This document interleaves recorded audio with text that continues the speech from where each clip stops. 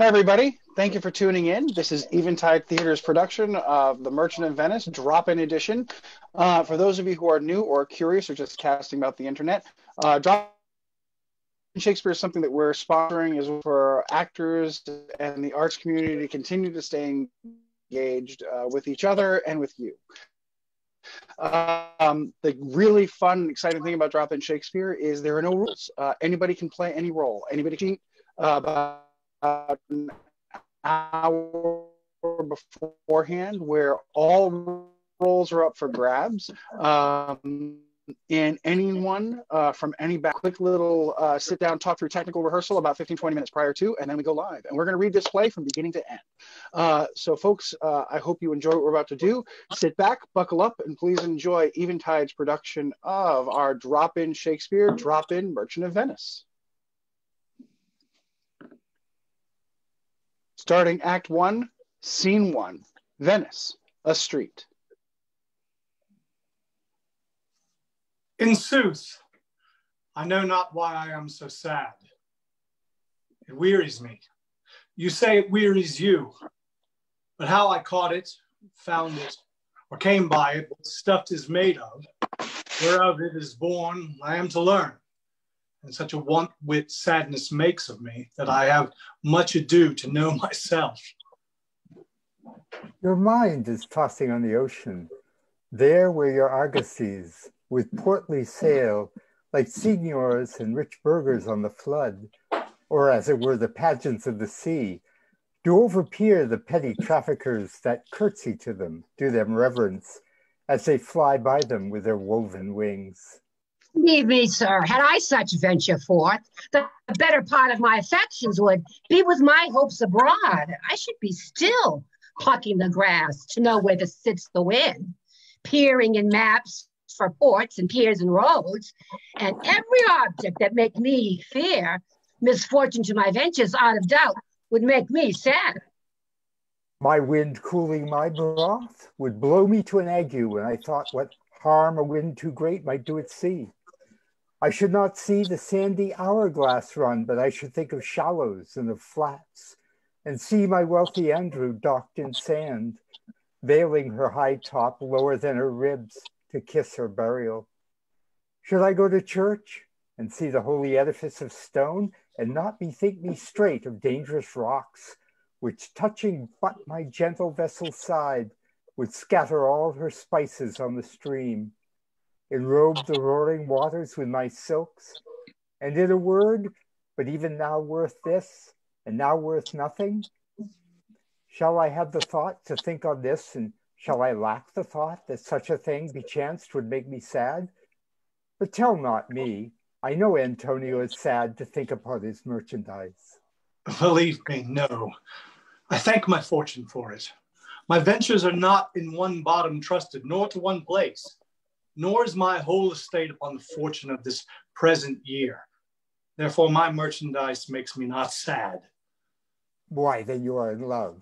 Fie, fie. Not in love neither. Then let us say you are sad because you are not merry, and 'twere as easy for you to laugh and leap and say you are merry because you are not sad. Now, by two-headed Janus, nature hath framed strange fellows in her time, some that will evermore peep through their eyes and laugh like parrots at a bagpiper, and others of such vinegar aspect that they'll not show their teeth in way of smile, though Nestor swear the jest be laughable. Here comes Bassanio, your most noble kinsman. Gratiano and Lorenzo, fare ye well. We leave you now with better company. I would have stayed till I had made you merry, if worthier friends had not prevented me. Your worth is very dear in my regard. I take it your own business calls on you, and you embrace the occasion to depart. Good morrow, my good lords. Good signors both, when shall we laugh? Say, when? You grow exceeding strange, must it be so? We'll make our leisures to attend on yours.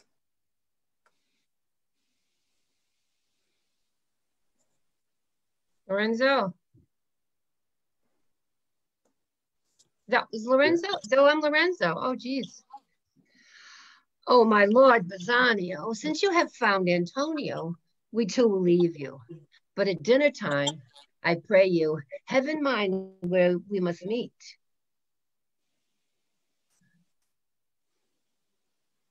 Bassanio? I will not fail you. You look not well, Signor Antonio. You have too much respect upon the world. They lose it that do buy it with much care.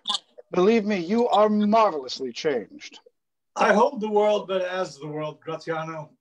A stage where every man must play a part, and mine a sad one.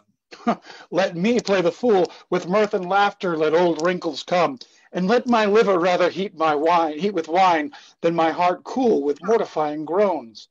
Why should a man whose blood is warm within sit like his grandsire caught in alabaster? Sleep when he wakes and creep into the jaundice by being peevish? I tell thee what, Antonio, I love thee, and it is my love that speaks.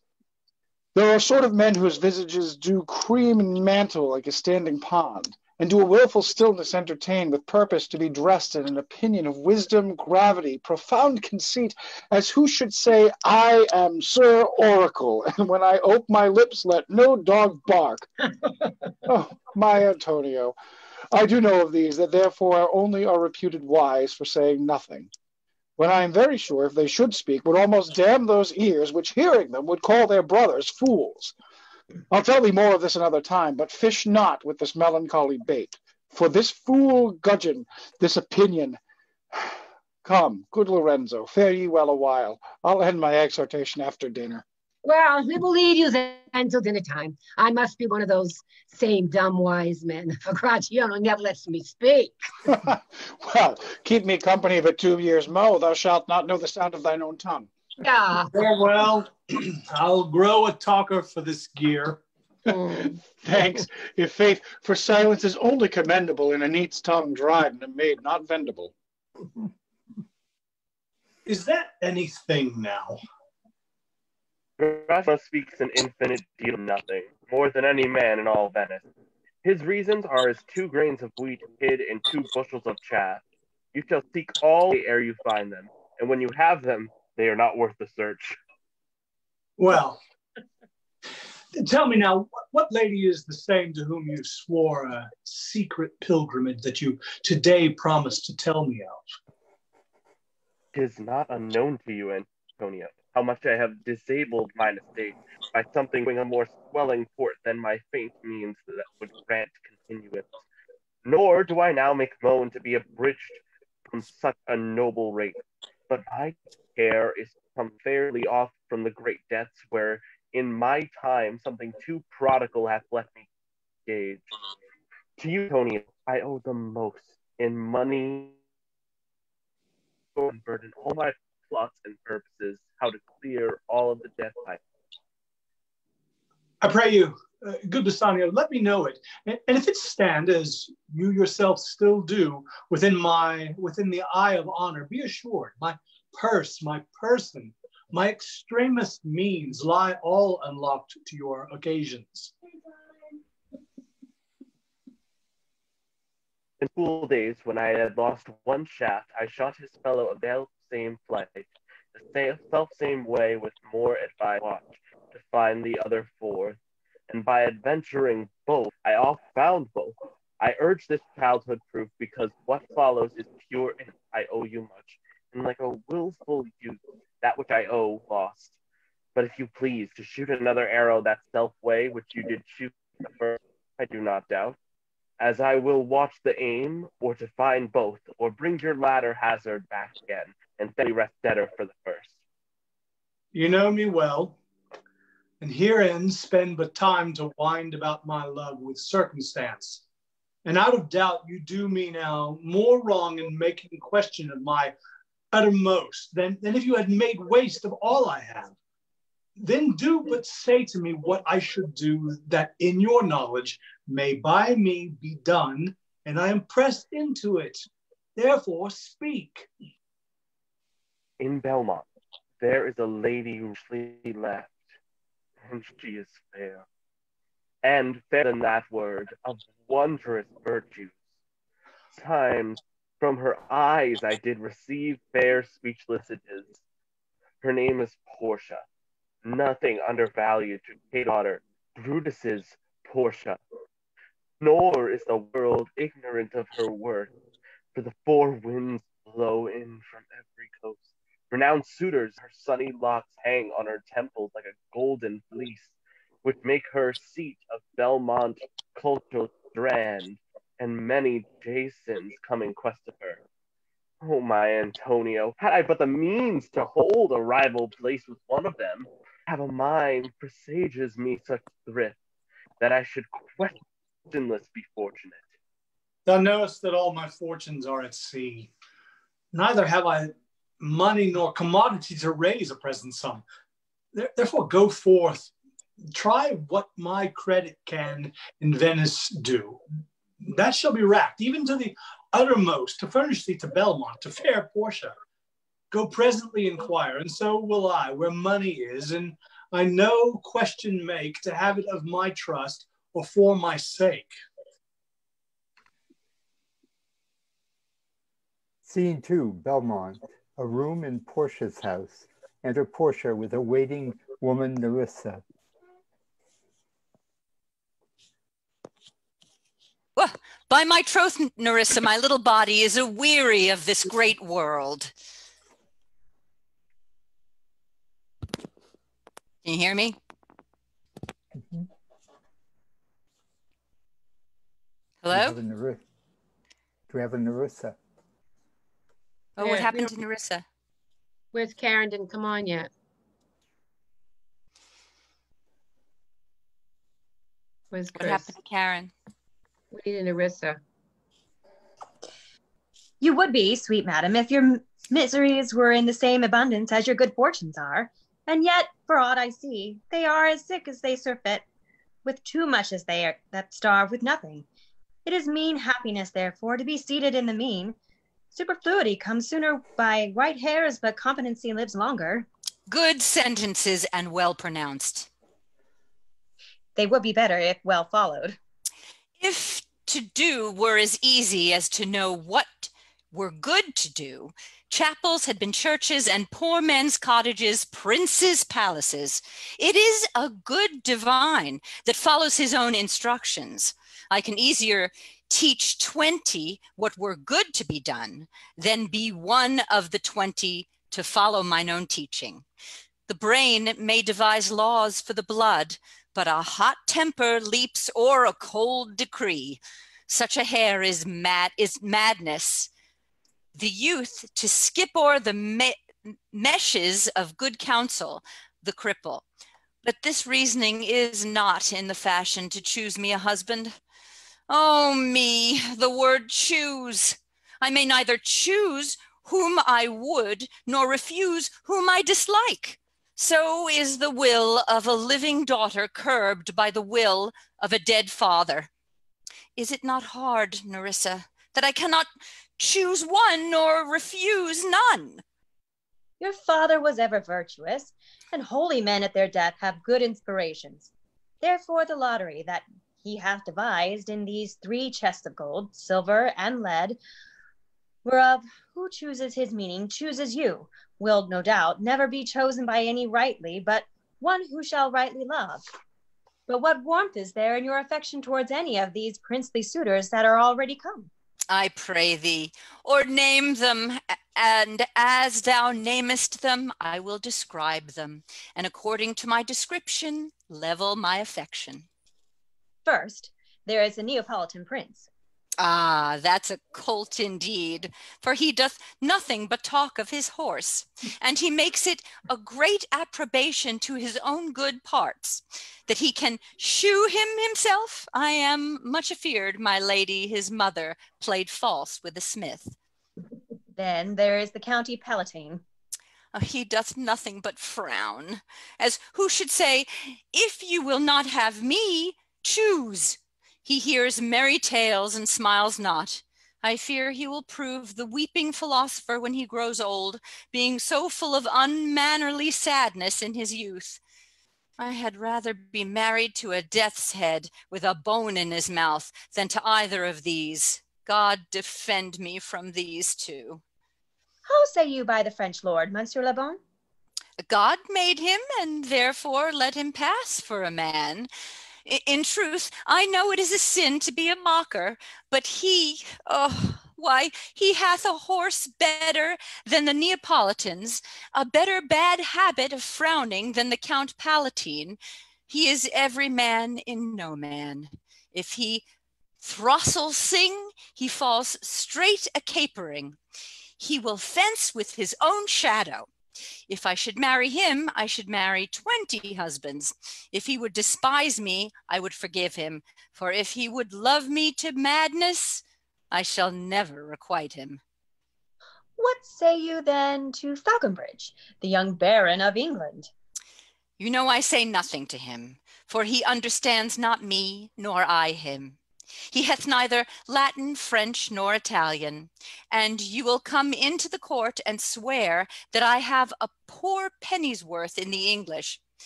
He is a proper man's picture, but alas, who can converse with a dumb show? How oddly he is suited. I think he bought his doublet in Italy, his round hose in France, his bonnet in Germany, and his behavior everywhere.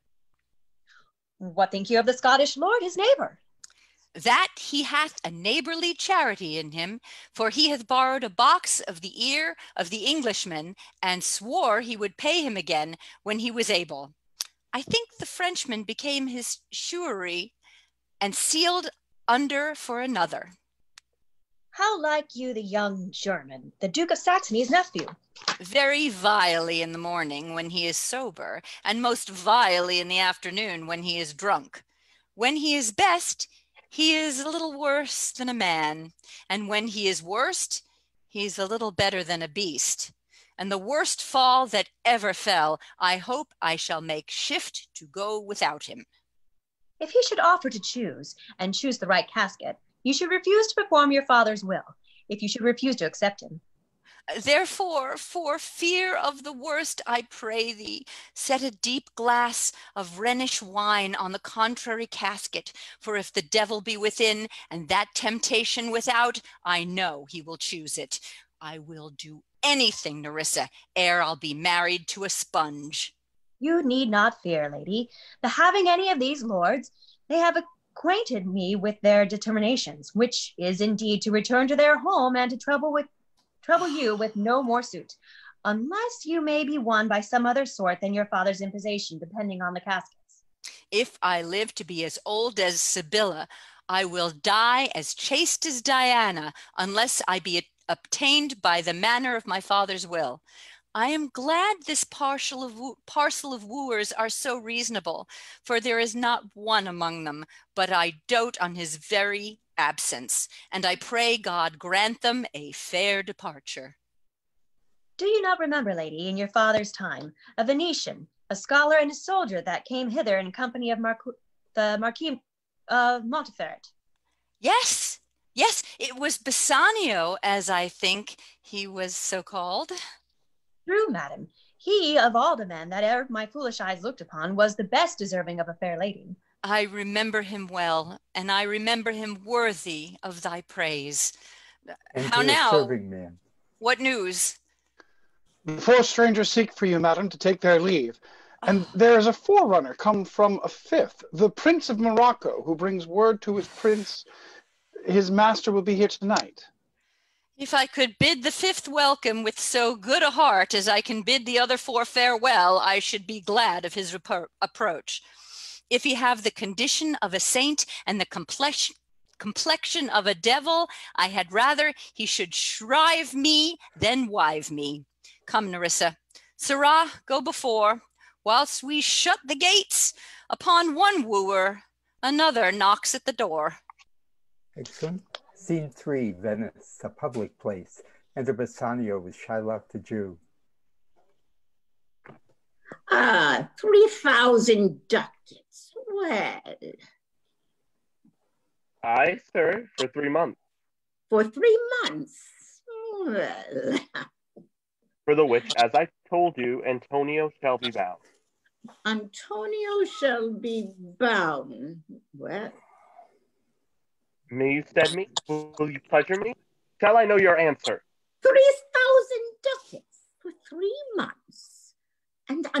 Antonio bound. Your answer to that? Antonio is a good man. Have you heard the imputation to the contrary? Oh, no, no, no. My meaning in saying he is a good man is to have you understand me that he is sufficient. Yet his means are in supposition. He hath an argosy bound to Tripolis, another to the Indies. I understand, moreover, upon the Rialto, he hath a third at Mexico, a fourth for England, and other ventures he hath squandered abroad. But ships and are but boards, and sailors but men. There be land rats and water thieves and land thieves. I mean pirates. And then there is the peril of the waters, winds and rocks. The man is notwithstanding sufficient. 3,000 ducats. I think I may take his bond. Be assured you may. I will be assured I may, and that I may be assured I will bethink me. May I speak with Antonio? If it please you to dine with us. Yes, to smell pork, to eat of the habitation which your prophet, the Nazarite, conjured the devil into. I will buy you, sell you, talk with you, walk with you, and so following. But I will not eat with you, drink with you, nor pray with you. What news on Rialto? Who is he comes here? This is Signor Antonio. How like a fawning publican he looks. I hate him, for he is a Christian. But more for that, in low simplicity, he lends out money gratis and brings down the rate of usance here with us in Venice. If I can catch him once upon the hip, I will feed fat the ancient grudge I bear him. He hates our sacredation, and he rails even there where merchants most do congregate. On me, my bargains and my well-won thrift, which he calls interest, cursed be my tribe if I forgive him.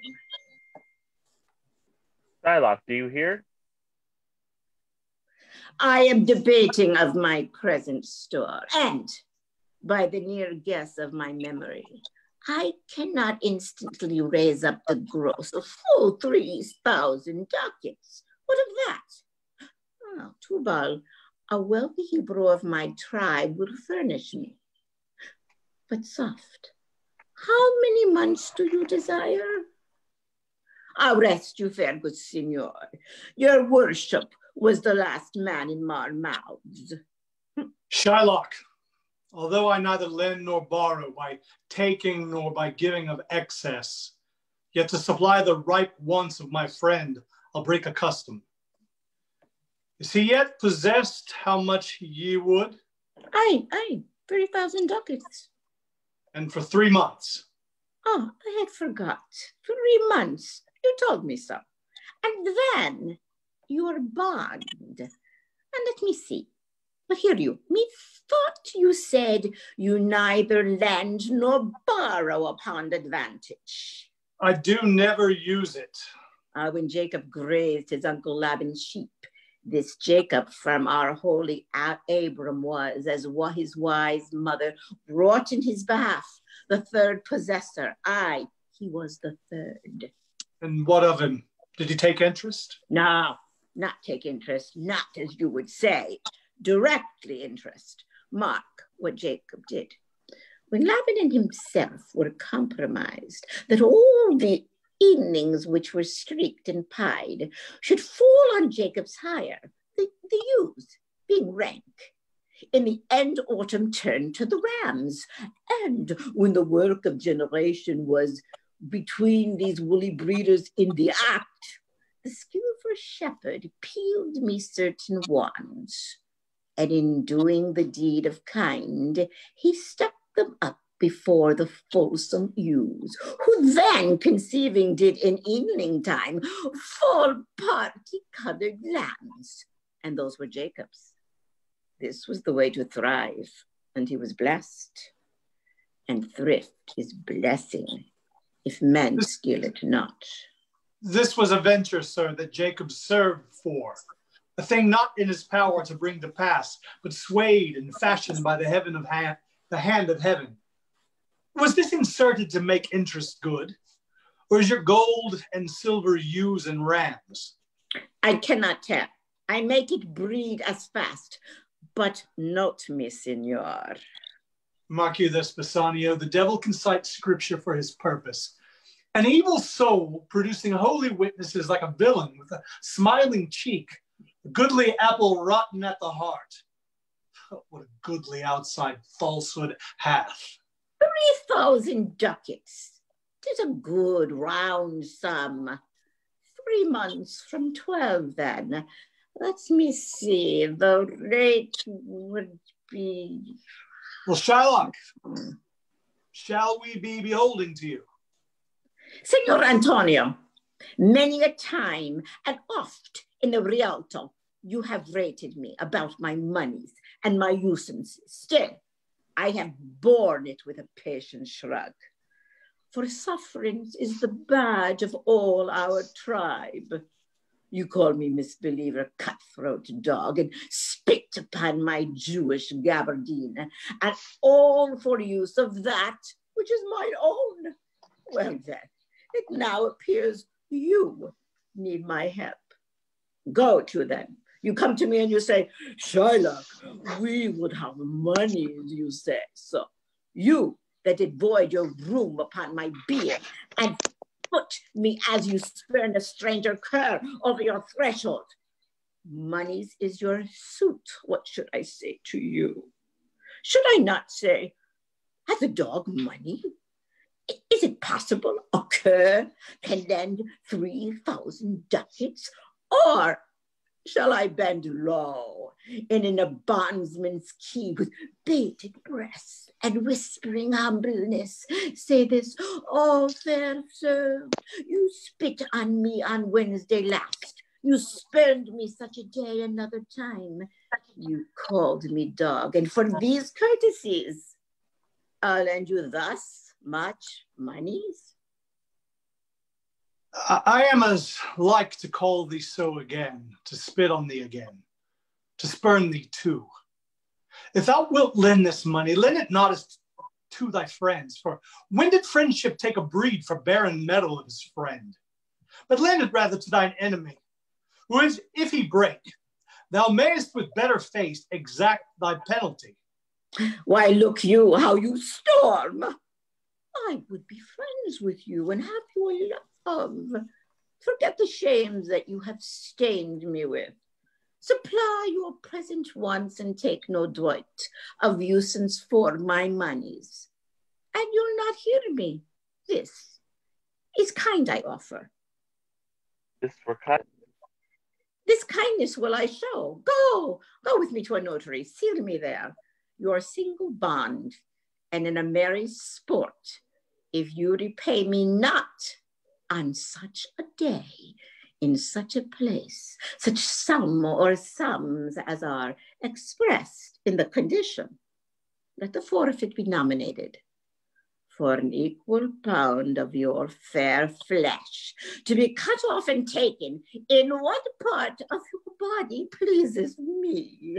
Content and faith. I'll seal to such a bond and say there is much kindness in the Jew. You shall not seal to such a bond for me. I'd rather dwell in my necessity. Why, fear not, man, I will not forfeit it. Within these 2 months, that's a month before this bond expires, I do expect return of thrice 3 times the value of this bond. Oh, Father Abraham, what these Christians are, whose own hard dealing teaches them suspect the thoughts of others. Pray you, tell me this. If he should break his day, should I gain by the exaction of this forfeiture? A pound of man's flesh taken from a man is not so estimable, profitable neither, as flesh of muttons, beef, or goats. I say, to buy his favor, I extend this friendship. If you will take it so. If not, adieu.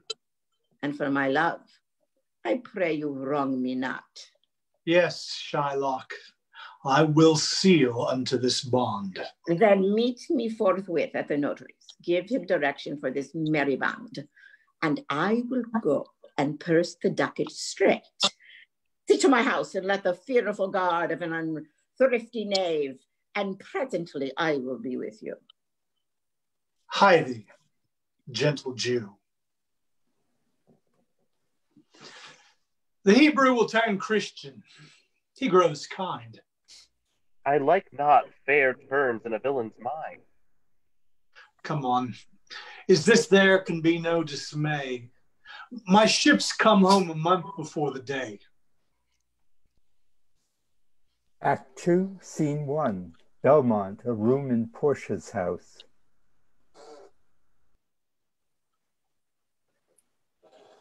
Flourish of cornets. Enter the Prince of Morocco, a tawny Moor, all in white, and 3 or 4 followers accordingly, with Portia, Nerissa, and their train. Mislike me not for my complexion, the shadowed liveries of thy burnished son, to whom I am a neighbor and near bred. Bring me the fairest creature northward born, where Phoebus' fire scarce thaws the icicles, and let us make incision for your love, to prove whose blood is reddest, his or mine. I tell thee, lady, thy aspect of mine hath feared the valiant. By my love, I swear the best regarded virgins of our clime have loved it too. I would not change this hue, except to steal your thoughts, my gentle queen. In terms of choice, I am not solely led by nice direction of a maiden's eyes. Besides, the lottery of my destiny bars me the right of voluntary choosing. But if my father had not scanted me and hedged me by his wit, to yield myself his wife who wins me by that means I told you, yourself, renowned prince, then stood as fair as any comer I have looked on yet for my affection. Even for that I thank you. Therefore, I pray you, lead me to the caskets to try my fortune. By this scimitar that slew the Sophie and a Persian prince that won 3 fields of Sultan Soliman, I would outstare the sternest eyes that look, outbrave the heart most daring on the earth, pluck the young suckling cubs from the she-bear, yea, mock the lion when he roars for prey to win thee, lady. But alas, the while, if Hercules and Lycus play at dice, which is the better man, the greater throw may turn by fortune from the weaker hand. So Alcide's beaten by his page. So may I, blind fortune leading me, miss that which one unworthier may attain and die with grieving. You must take your chance and either not attempt to choose at all or swear before you choose, if you choose wrong, never to speak to lady afterwards in way of marriage. Therefore, be advised. Nor will not. Come, bring me unto my chance. First, forward to the temple. After dinner, your hazard shall be made. Good fortune, then, to make me blessed or cursed among men. Scene 2, Venice, a street. Enter Launcelot Gobbo, the clown, alone. Certainly my conscience will serve me to run from this Jew, my master. The fiend is at mine elbow and tempts me, saying to me, Gobbo, Lancelot Gobbo, good Lancelot, or good Gobbo, or good Lancelot Gobbo, use your legs, take the start, run away. My conscience says, no, take heed, honest Lancelot, take heed, honest Gobbo, or as aforesaid, honest Lancelot Gobbo, do not run, scorn running with thy heels. Well, the most courageous fiend bids me pack, says the fiend. Away, says the fiend, for the heavens rouse up a brave mind, says the fiend, and run! Well, my conscience hanging about my neck, my heart says very wisely to my honest friend Lancelot, being an honest man's son, or rather an honest woman's son, for indeed my father did something smack, something grow to, he had a kind of taste. Well, my conscience says, Lancelot, budge not. Budge, says the fiend. Budge not, says my conscience. Conscience, says I, you counsel well. Fiend, says I, you counsel well. To be ruled by my conscience, I should stay with the Jew, my master, who, God bless the mark, is a kind of devil. And to run away from the Jew, I should be ruled by the fiend, who's saying, your reference is the devil himself. Oh, certainly the Jew is the very devil incarnal, and in my conscience is but a kind of hard conscience to offer to counsel me to stay with the Jew. The fiend gives the more friendly counsel. I will run, fiend. My heels are at your command. I will run. Master, young man, I pray you, which is the way to the master Jews? Oh, heavens, this is my true begotten father, who, being more than sand blind, high gravel blind, knows me not. I will try confusion with him. Master, young gentleman, I pray you, which is the way to the master Jews? Oh, well, you turn upon your right hand at the next turning, but at the next turning of all, on your left, Mary, at the very next turning, turn of no hand, but turn indirectly to the Jew's house. My God, sonties, 'twill be a hard way to hit. Can you tell me whether one Lancelot that dwell with him or no? Talk of you, of young Master Lancelot? Oh, mark me now. Now will I rage waters. Talk of you, Master Lancelot. No, master sir, but a poor man's son, his father, though I say it is an honest, exceeding poor man, and God be thanked, well to live. Well, let his father be what it will. We talk of young Master Lancelot. Your worship's friend and Lancelot, sir. But I pray you, ergo, old man, ergo, I beseech you, talk you of young Master Lancelot? Well, oh, Lancelot, and please your mastership. Ergo, Master Lancelot. Talk not of Master Lancelot, Father. For the young gentleman, according to fates and destinies and such odd sayings, the sisters three and such branches of learning, is indeed deceased. Or, as you would say in plain terms, gone to heaven. Mary, God forbid! The boy was the very staff of my age, but my very prop. Do I look like a cudgel or a hubble post, a staff or a prop? Do you know me, Father? Alack the day, I know you not, young gentleman, but I pray you, tell me, is my boy, God rest his soul, alive or dead? Do you not know me, Father? Alack, sir, I am sand blind, I know you not. Nay, indeed, if you had your eyes, you might fail of knowing me. It is a wise father that knows his own child. Well, old man, I will tell you the news of your son. Give me your blessing. Truth will come to light.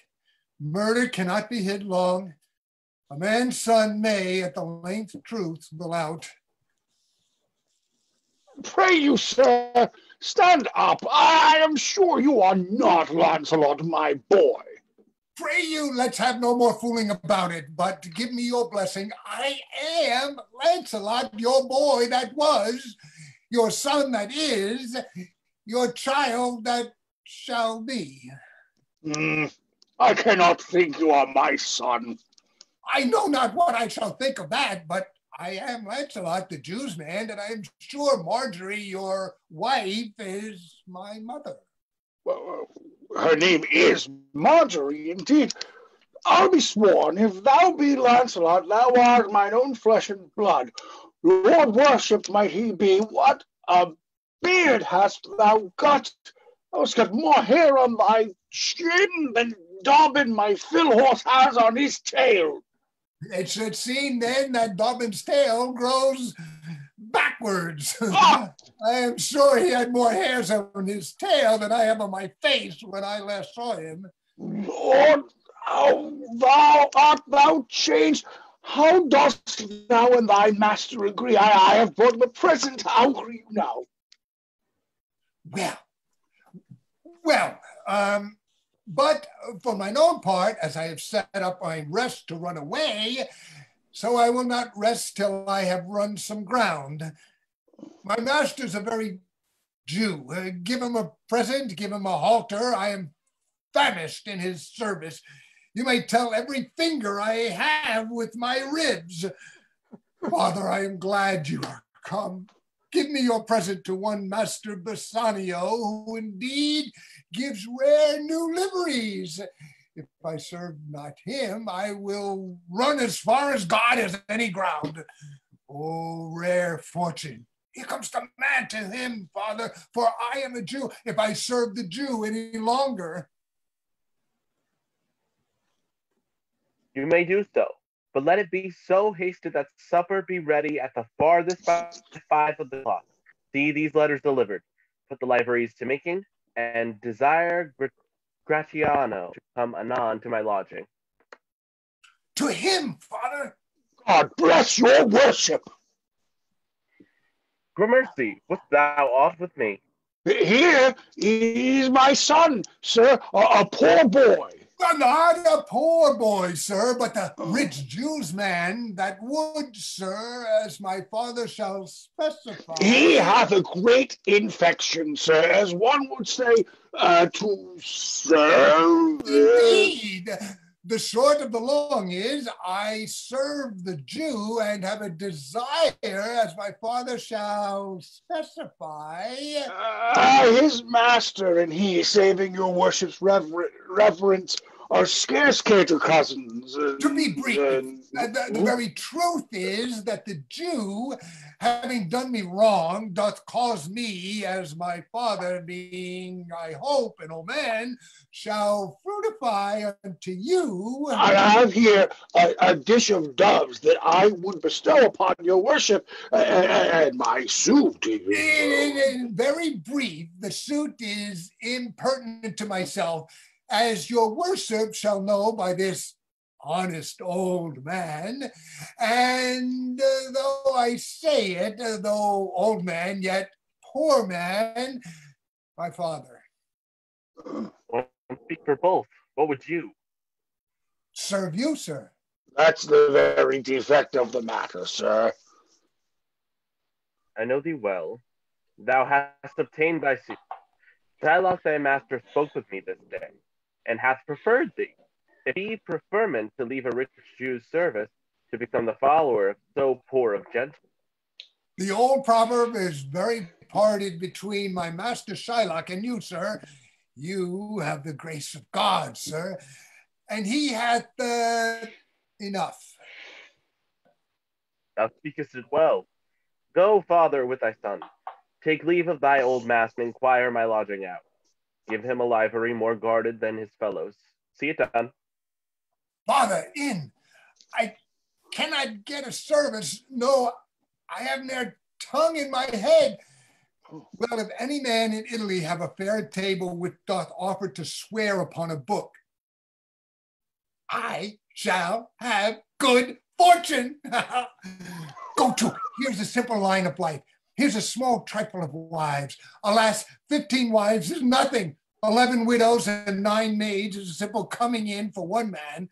And then to escape drowning thrice and to be in peril of my life at the edges of a feather bed, here are simple escapes. Well, if fortune be a woman, she's a good wench for this gear. Father, come, I'll take my leave of the Jew in the twinkling of an eye. I pray thee, good Leonardo, think on this. These things being bought an orderly doe. Return in haste, for I do feast tonight, my best esteemed acquaintance. Hie thee, go. My best endeavors shall be done here. Where's your master? Yonder, sir, he walks. Signor Bassanio. Gratiano. I have a suit for you. You have obtained it. You must not deny me. I must go with you to Belmont. Why, thou must. But hear thee, Gratiano. Thou art wild, too rude, and too bold of voice. That could become thee happily enough, and such eyes as ours appear not false. But where thou art not known, why, there they show something too liberal. But pray thee, take pain to allay with some cold drops of modesty thy skipping spirit, lest thou thy wild behavior I be misconstrued in the place I go to, and lose my hopes. Signor Bassanio, hear me. If I do not put on a sober habit, talk with respect, and swear but now and then, wear prayer books in my pocket, look demurely, nay more, while grace is saying, Hood mine eyes thus with mine hat, and sigh and say, Amen. Use all the observance of civility, like one studied in sad Austin to please his grandam. Never trust me more. Well, we shall see your bearing. Nay, but I bar tonight. You shall not gauge me by what we do tonight. Oh, that were pity. I would entreat you rather to put on your this suit of mirth, and for we have friends that purpose merriment. But fare you well. I have some business. And I must to Lorenzo and the rest, but we will visit you at supper time. Scene 3, the same, a room in Shylock's house. Enter Jessica and Lancelot. I am sorry thou wilt leave my father so. Our house is hell, and thou, a merry devil, didst rob it of some of its taste of tediousness. But fare thee well, there is a ducat for thee. And Lancelot, soon at supper thou shalt see Lorenzo, who is thy new master's guest. Give him this letter, do it secretly, and so farewell. I would not have my father see me in talk with thee. Adieu. Tears exhibit my tongue, most beautiful pagan, most sweet Jew. If a Christian did not play the knave and get thee, I am much deceived. But adieu, these foolish drops do something drown my manly spirit. Adieu. Farewell, good Lancelot. Alack, what heinous sin is it in me to be ashamed to be my father's child? But though I am a daughter to his blood, I am not to his manners. O Lorenzo, if thou keep promise, I shall end this strife, become a Christian and thy loving wife. Scene 4, the same, a street. Enter Gratiano, Lorenzo, Salarino, and Salanio.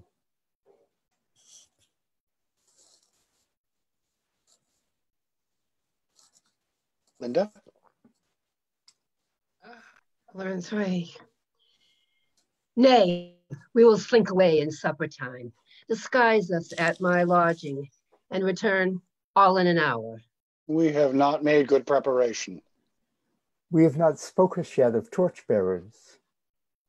'Tis vile, unless it may be quality ordered, and better in my mind not undertook.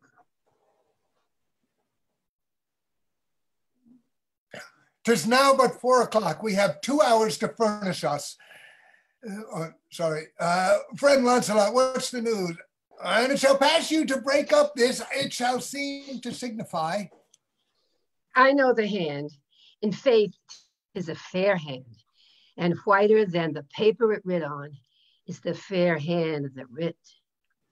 Love news, in faith. By your leave, sir. Whither thou goest? Marry, sir, to bid my old master the Jew to sup tonight with my new master the Christian. Hold here. Take this. Tell gentle Jessica I will not fail her. Speak it privately. Go, gentlemen. Will you prepare you for this mask tonight? I am provided of a torchbearer. I'm married. I'll be gone about it straight. And so will I. Meet me and Graziano at Graziano's lodging some hour hence. 'Tis good we do so. Was not that letter for fair Jessica? I must needs tell thee all. She hath directed how I shall take her from her father's house, what gold and jewels she is furnished with, what page's suit she hath in readiness, and ere the Jew her father come to heaven, it will be for his gentle daughter's sake, and never dare misfortune cross her foot, unless she do it under this excuse, that she is issue to a faithless Jew. Come, go with me. Peruse this as thou goest. Fair Jessica shall be my torchbearer. Scene 5, the same. Before Shylock's house. Enter Shylock the Jew and Lancelot his man, that was the clown. Well, thou shalt see, the eyes shall be thy judge. The difference of old Shylock and Bassanio. What, Jessica? Thou shalt not gourmandize as thou hast done me. Jessica! And sleep and snore and rend apparel up. Why, Jessica, I say? Why, Jessica? Who bids thee call? I did not bid thee call. Your worship was wont to tell me that I could do nothing without bidding. Call you? What is your will? I am bid forth to supper, Jessica. There are my keys, and wherefore shall I go? I am not bid for love, they flatter me, and yet I'll go in hate to feed upon the prodigal Christian. Jessica, my girl, look to my house, I am right loath to go. There is some ill a-brewing towards my rest, for I did dream of money bags tonight. I beseech you, sir, go. My young master doth expect your reproach. So do I his. And they have conspired together. I will not say you shall see a mask. But if you do, then it was not for nothing that my nose fell a-bleeding on Black Monday last 6 o'clock in the morning. Falling out that year on Ash Wednesday was 4 year in the afternoon. What are their masks? Hear you me, Jessica. Lock up my doors, and when you hear the drum and the vile squealing of the wry-necked fife, clamber not you up to the casements then, nor thrust your head into the public street to gaze upon Christian fools with vaurish faces, but stop my house's ears. I mean my casements. Let not the sound of shallow foppery enter my sober house. By Jacob's staff, I swear, I have no mind of feasting forth tonight, but I will go. Go you before me, sir. Say I will come. I will go before, sir. Mistress, look out at window for all this. There will come a Christian boy, will be worth a Jewess's eye. What says the fool of Hagar's offspring, huh? His words were, farewell, mistress, nothing else. The patch is kind enough, but a huge feeder. Snails slow in profit, and he sleeps by day more than the wildcat. Drones hive not with me, therefore I part with him, and part with him to one that would have him help to waste his borrowed purse. Well, Jessica, go in. Perhaps I will return immediately. Do as I bid you. Shut doors after you. Fast bind, fast bind. A proverb never stale in thrifty mind. Farewell. And if my fortune be not crossed, I have a father, you a daughter lost. Scene 6, the same. Enter the maskers, Graziano and Salarino. This is the penthouse under which Lorenzo desired us to take a stand. His hour is almost past. And it is marvel that he outdwells his hour, for lovers ever run before the clock. Oh, 10 times faster Venus pigeons fly to seal love's bonds new made than they are wont to keep obliged faith unforfeited. That ever holds, who riseth from a feast with that keen appetite that he sits down. Where is the horse that doth untread again his tedious measures with the unbated fire that he did pace them first?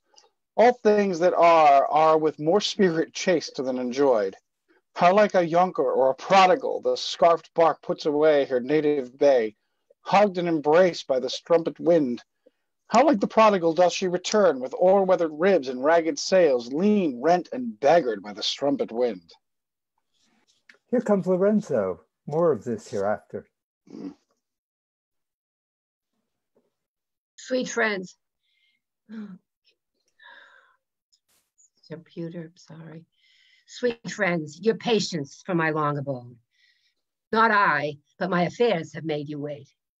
When you shall please to play the thieves for wives, I'll watch as long for you then. Approach. Here dwells my father, Jew. Ho! Who's within? Who are you? Tell me for more certainty, albeit I'll swear that I do not know your tongue, or I do know your tongue. Lorenzo, and thy love. Lorenzo, certain, and my love indeed. For who love I so much, and now who knows but you, Lorenzo, whether I am yours? Heaven and thy thoughts are witness that thou art. Here, catch this casket. It is worth the plains. I am glad 'tis night you do not look on me, for I am much ashamed of my exchange. But love is blind, and lovers cannot see the pretty follies that themselves commit. For if they could, Cupid himself would blush to see me thus transformed to a boy. Descend, for you must be my torchbearer. What? Must I hold a candle to my Shamus? They, in themselves, good sooth, are too light. Why, 'tis an office of discovery, love, and I should be obscured. So are you, sweet, even the lovely garnish of a boy. But come at once, for the close night doth play the runaway, and we are stayed for Bassanio's feast. I will make fast the doors and gild myself with some more ducats, and be with you straight. Now, by my hood, a Gentile and no Jew. Beshrew me, but I love her heartily, for she is wise, if I can judge of her, and fair she is, if that mine eyes be true.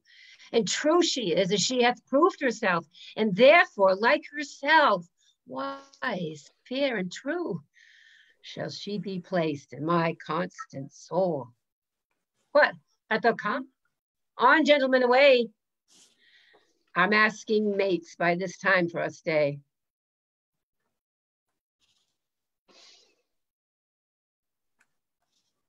Enter Antonio.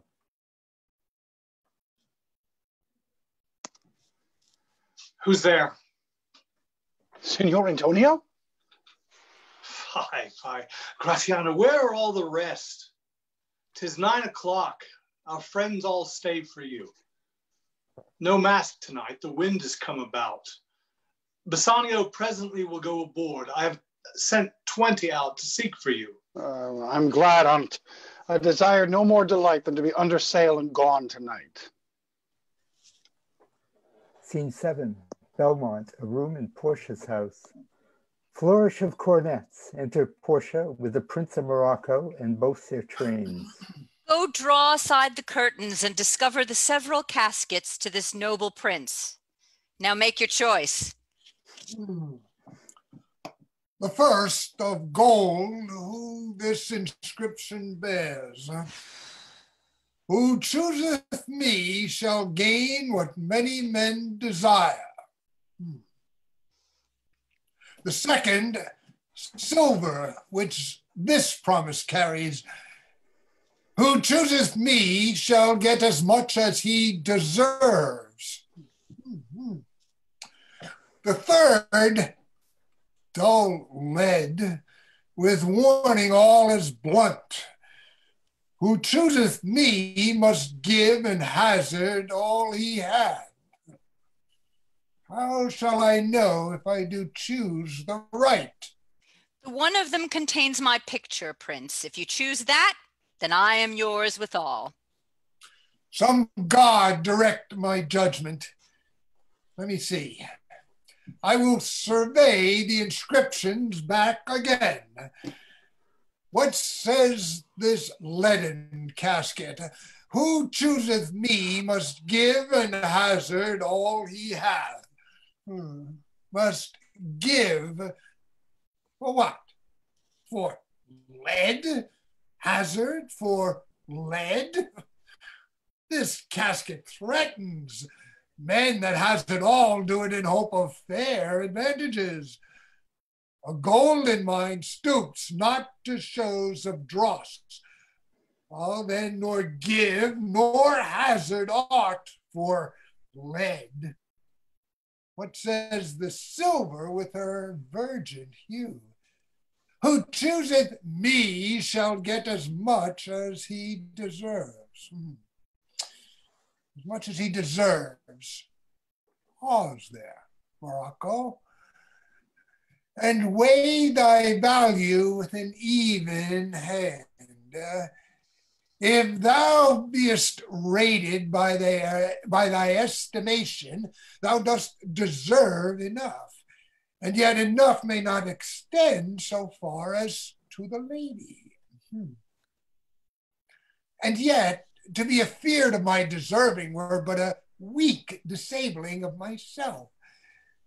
As much as I deserve, why, that's the lady. I do in birth deserve her, and in fortunes, in graces, and in qualities of breeding. But more than these, in love I do deserve. What if I strayed no further, but chose here? Let's see once more this saying graved in gold. Whoso chooseth me shall gain what many men desire. Why, that's the lady. All the world desires her.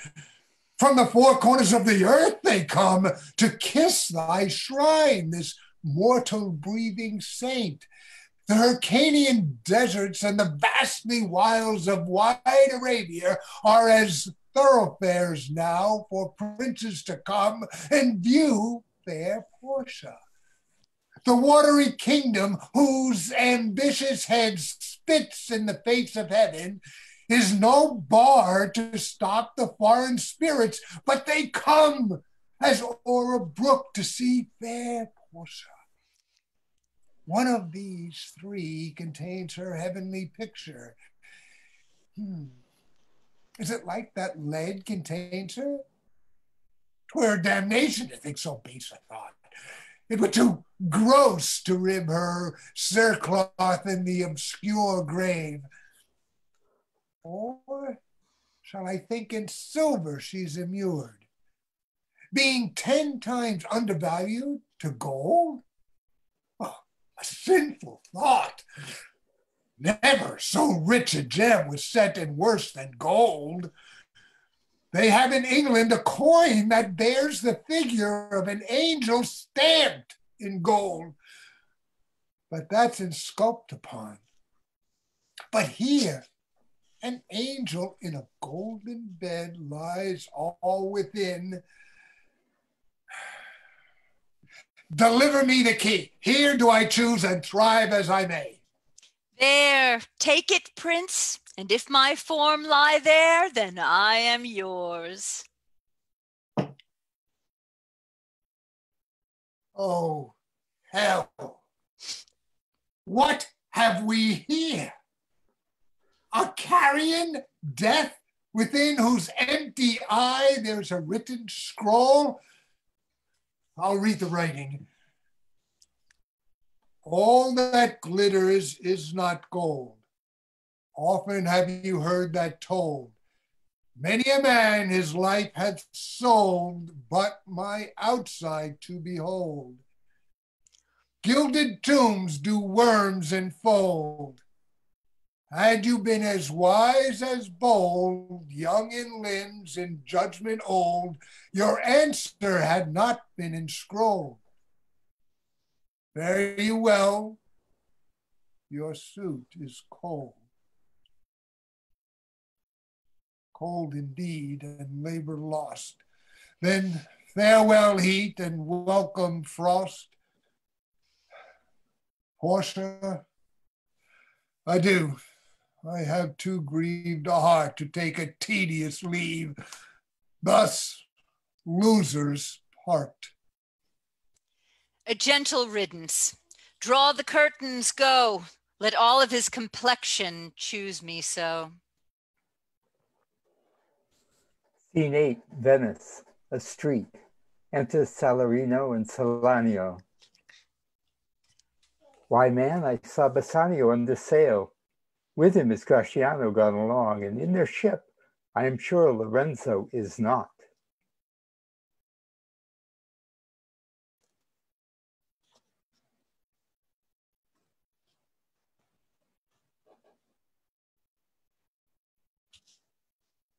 The villain Jew with outcries raised the Duke, who went with him to search Bassanio's ship. He came too late.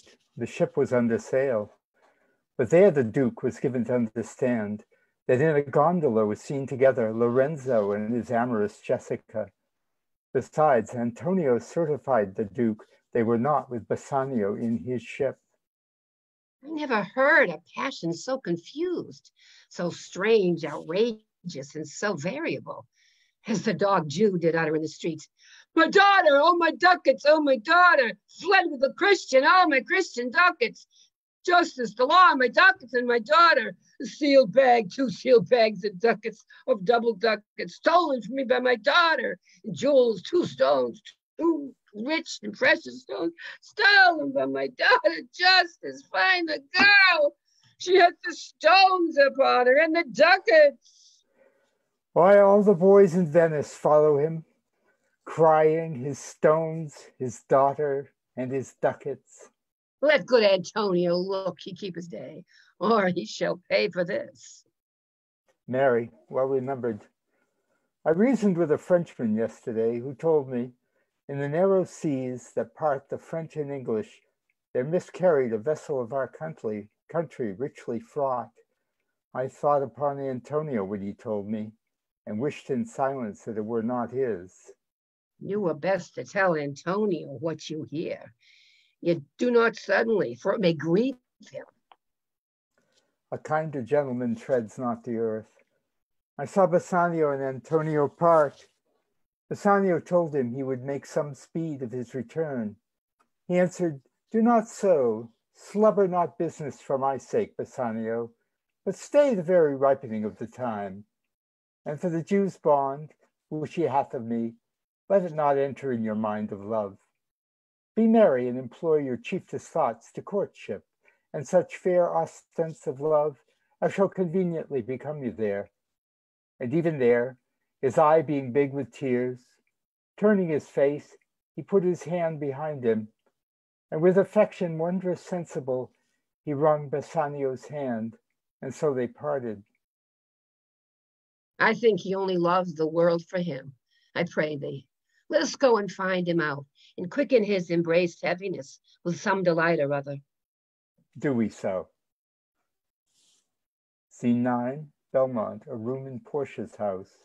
Enter Nerissa and the servitor.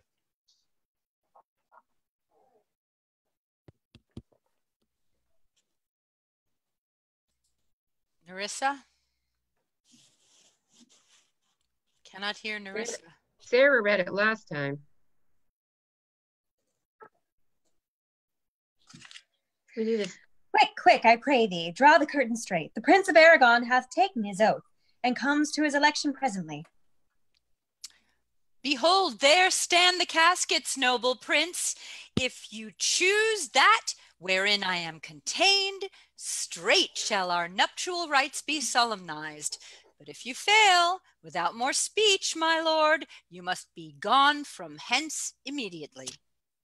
I am enjoined by oath to observe 3 things. First, never to unfold to anyone which casket 'twas I chose. Next, if I fail of the right casket, never in my life to woo a maid in the way of marriage. Lastly, if I do fail in fortune of my choice, immediately to leave you and be gone. To these injunctions every one doth swear that comes to hazard for my worthless self.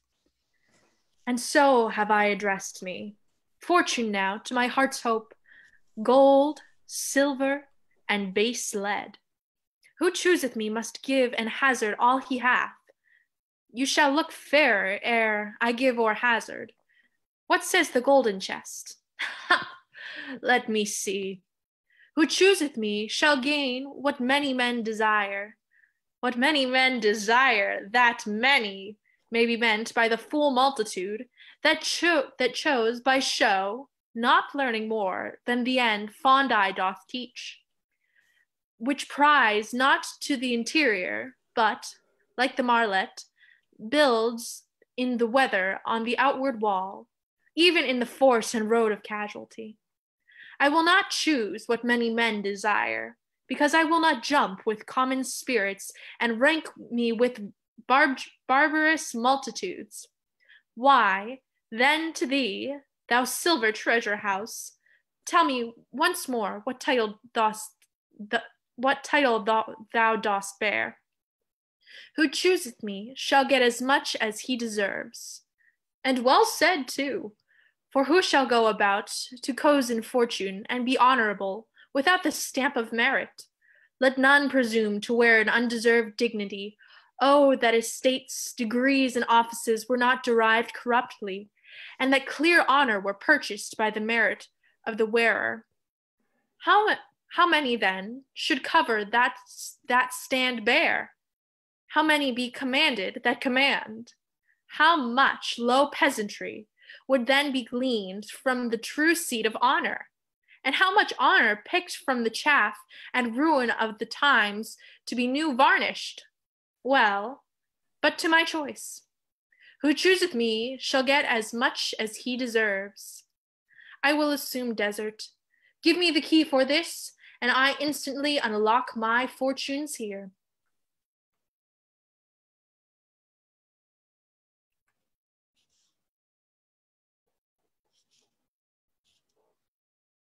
He opens the Too silver long, chest. too long a pause for that which you find there. What's here? The portrait of a blinking idiot, presenting me a schedule. I will read it. How much unlike art thou to Portia? How much unlike my hopes and my deservings? Who chooseth me shall have as much as he deserves. Did I deserve no more than a fool's head? Is that my prize? Are my deserts no better? To offend and judge are distinct offices and of opposed natures. What is here? The fire 7 times tried this. 7 times tried that judgment is, that did never choose amiss. Some there be that shadow kiss, such have but a shadow's bliss. There be fools alive, I wis, silvered o'er, and so was this. Take what wife you will to bed, and I will ever be your head. So be gone, you are sped. Still more fool I shall appear, by the time I linger here, with one fool's head I came to woo, but I go away with 2. Sweet adieu, I'll keep my oath, patiently to wear my wrath. Thus hath the candle singed the moth. Oh, these deliberate fools, when they do choose, they have the wisdom by their wit to lose.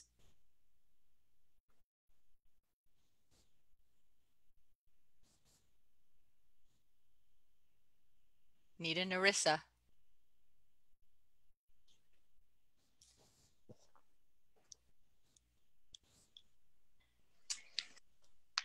The ancient saying is no hearsay. Hanging and wiving goes by destiny. Come, draw the curtain, Nerissa, and thank you. Enter a messenger. Where is my lady? Here, what would my lord? Madam, there is alighted at your gate a young Venetian, one that comes before to signify the approaching of his lord, from whom he bringeth sensible regreets, to wit, besides commends and courteous breath, gifts of rich value. Yet I have not seen so likely an ambassador of love. A day in April never came so sweet, to show how costly summer was at hand, as this 4-spurrer comes before his lord. No more, I pray thee. I am half afeard thou wilt say anon he is some kin to thee. Thou spendest such high day wit in praising him. Come, come, Nerissa, for I long to see quick Cupid's post that comes so mannerly. Bassanio, Lord love, if thy will it be. Act 3, Scene 1. Venice, a street. Enter Salanio and Salarino.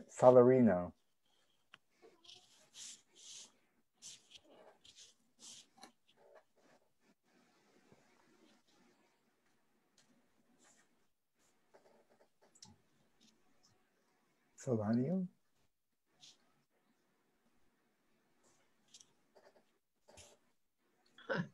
Now, what news on the Rialto? Why, yet it lives there unchecked, that Antonio hath a ship of rich lading wracked on the narrow seas. The Goodwins, I think they call the place, a very dangerous, flat, and fatal, where the carcass of many a tall ship lie buried, as they say, if my gossip report be an honest woman of her word.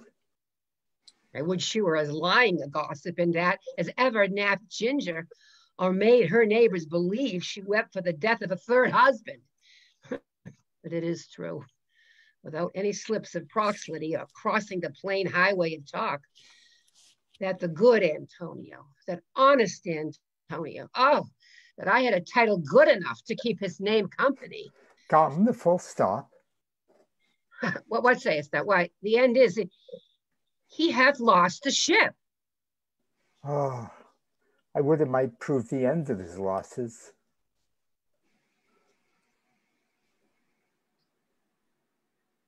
I don't know. I can't hear. I can't hear this. Can you hear me? Yes. Yes. Oh. Let me say amen betimes, lest the devil cross my prayer. For here he comes in the likeness of a Jew. How now, Shylock?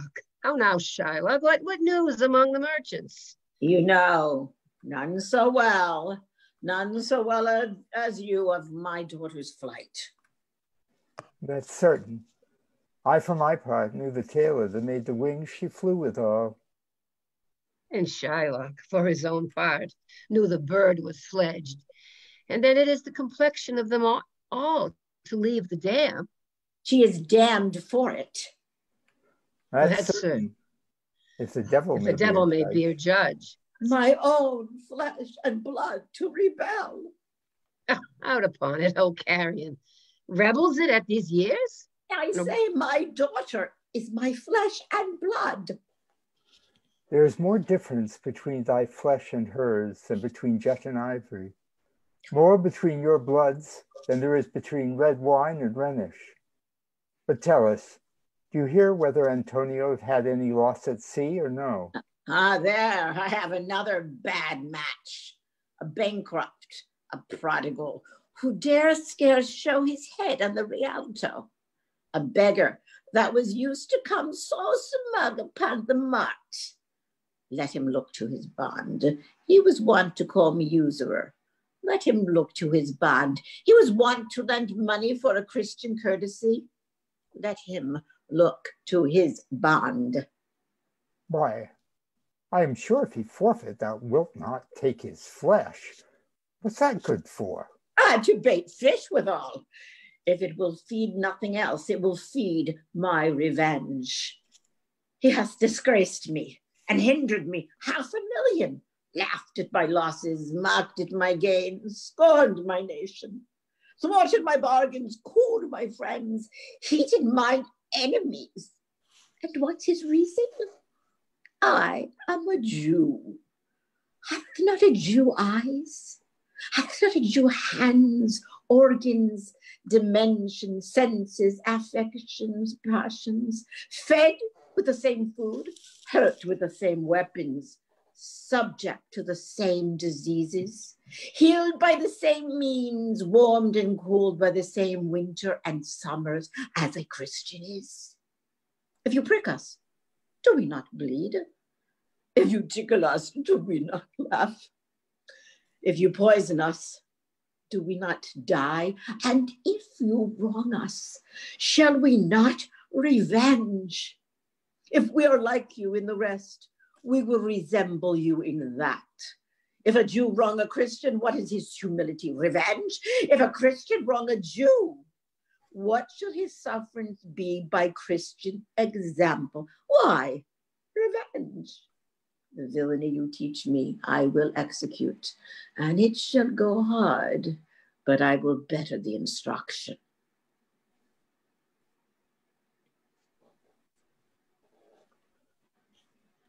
Gentlemen, my master Antonio is at his house and desires to speak with you both.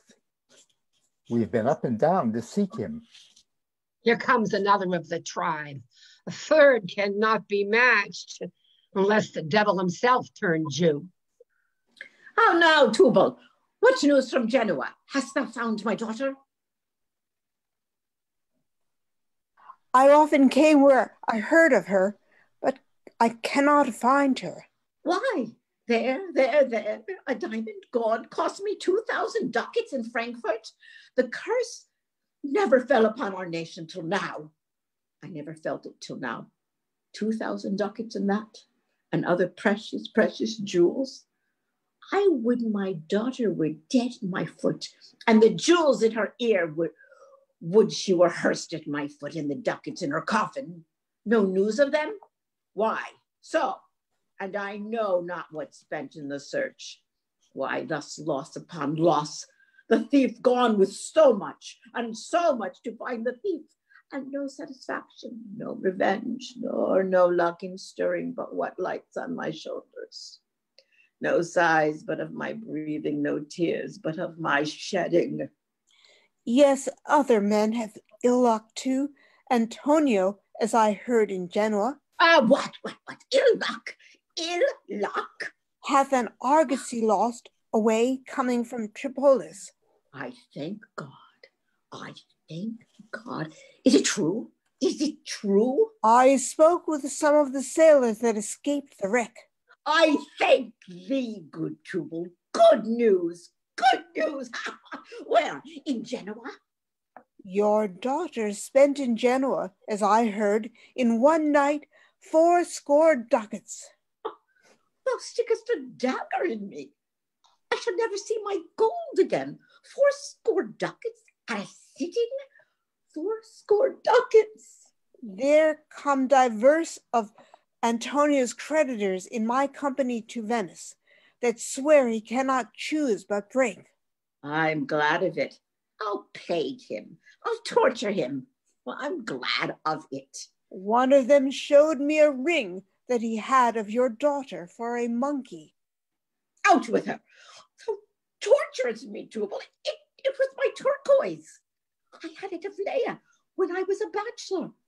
I would not have given it for a white wilderness of monkeys. But Antonio is certainly undone. Nay, that's true. That's very true. Go, Tubal, female officer, bespeak him a fortnight before. I will have the heart of him, if he was forfeit. For were he of Venice, out of Venice, I can make what merchandise I will. Go, Tubal, and meet me at our synagogue. Go, Tubal, at our synagogue, Tubal. Scene 2, Belmont, a room in Portia's house. Enter Bassanio, Portia, Gratiano, Nerissa, and all their trains. I pray you tarry, pause a day or two before you hazard, for in choosing wrong I lose your company, therefore forbear a while. There's something tells me, but it is not love.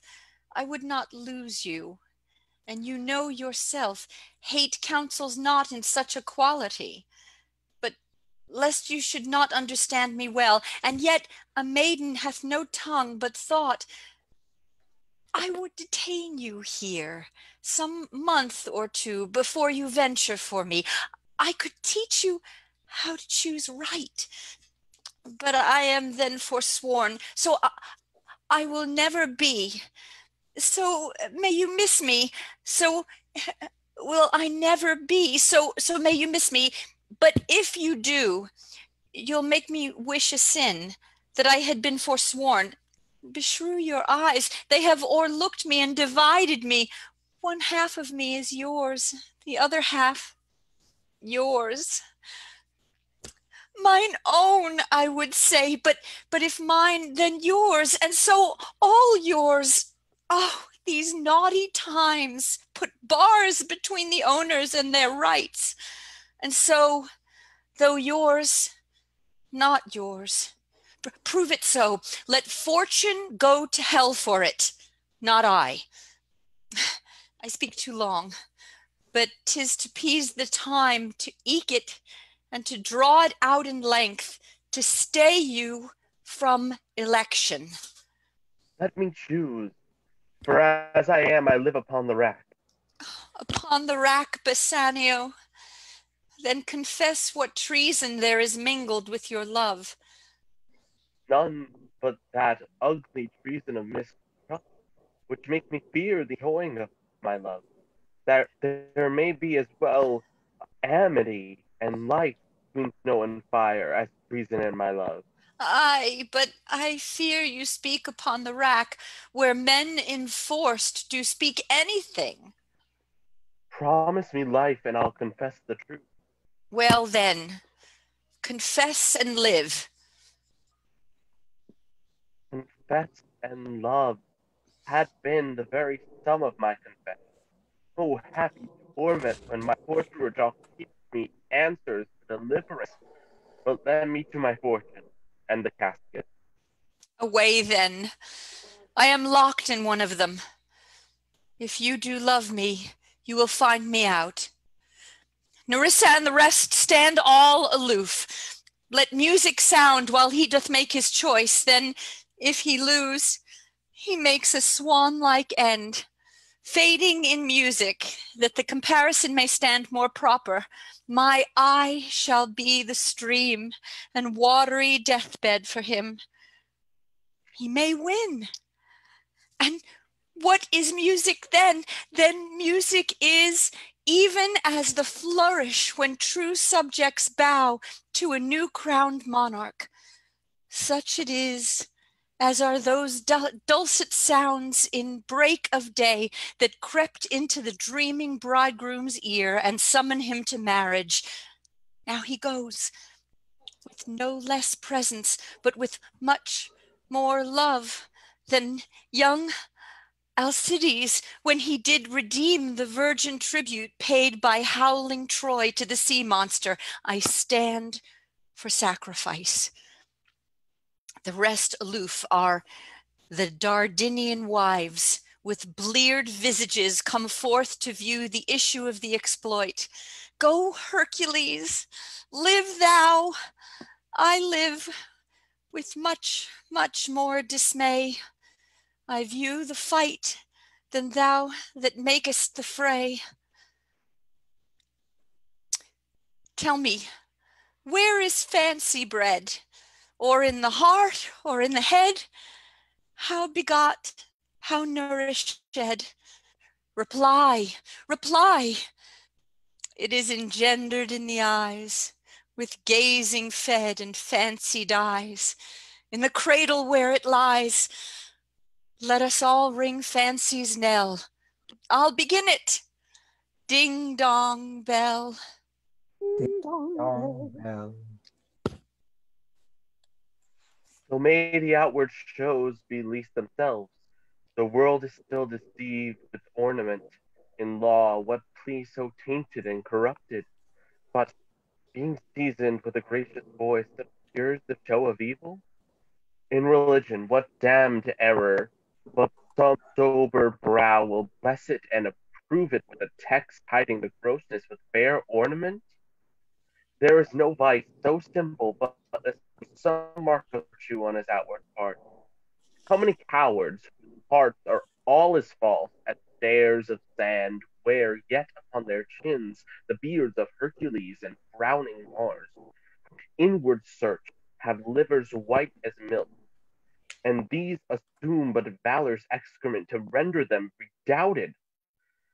Look on beauty, and you shall see 'tis purchased by the weight, which therein works a miracle in nature, making them light where most of it. So are those snaky golden locks, which make such wanton gambols with the wind, upon supposed fairness often know to be the dowry of a second head. The skull that bred the ornament is but the guiled shore to a most dangerous sea. The beauteous scarf veiling an Indian beauty, in a word, the seeming truth which cunning times put on to entrap the wisest. Therefore, thou gaudy gold, hard food for Midas, I will none of thee. For none of thee, thou pale and common drudge tween man and man.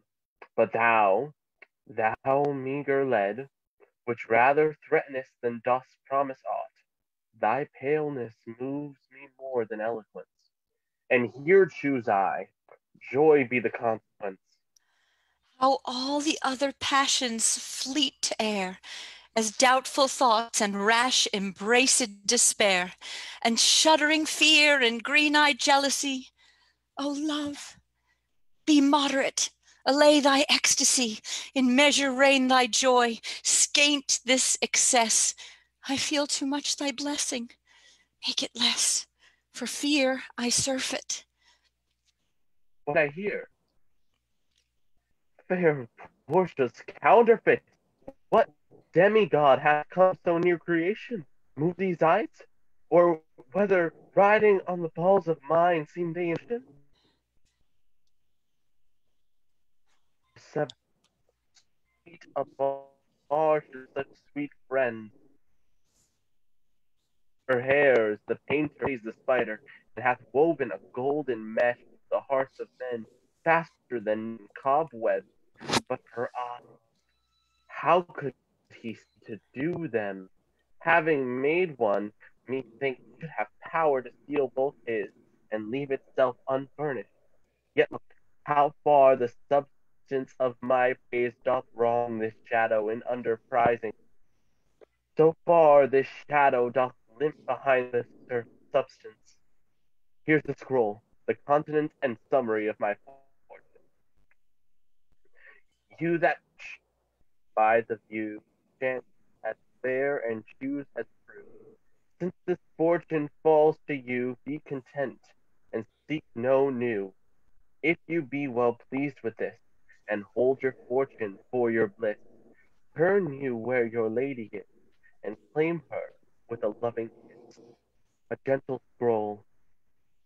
Fair lady, by your leave, I come by note to give and to receive. Like one of two contending in a prize, that thinks he hath done well in people's eyes, hearing applause and universal shout, giddy in spirit, still gazing in a doubt, whether these pearls of praise be his or no. So bright, lady, stand I, even so as doubtful whether what I see be true, until confirmed, signed, ratified by you. You see me, Lord Bassanio, where I stand. Such as I am, though for myself alone, I would not be ambitious in my wish to wish myself much better. Yet for you, I would be treble 20 times myself, 1,000 times more fair, 10,000 times more rich, that only to stand high in your account, I might in virtue, beauties, livings, friends, exceed account.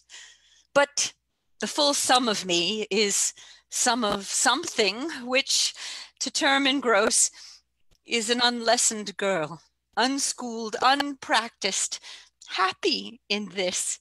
She is not yet so old, but she may learn. Happier than this, she is not bred so dull, but she can learn.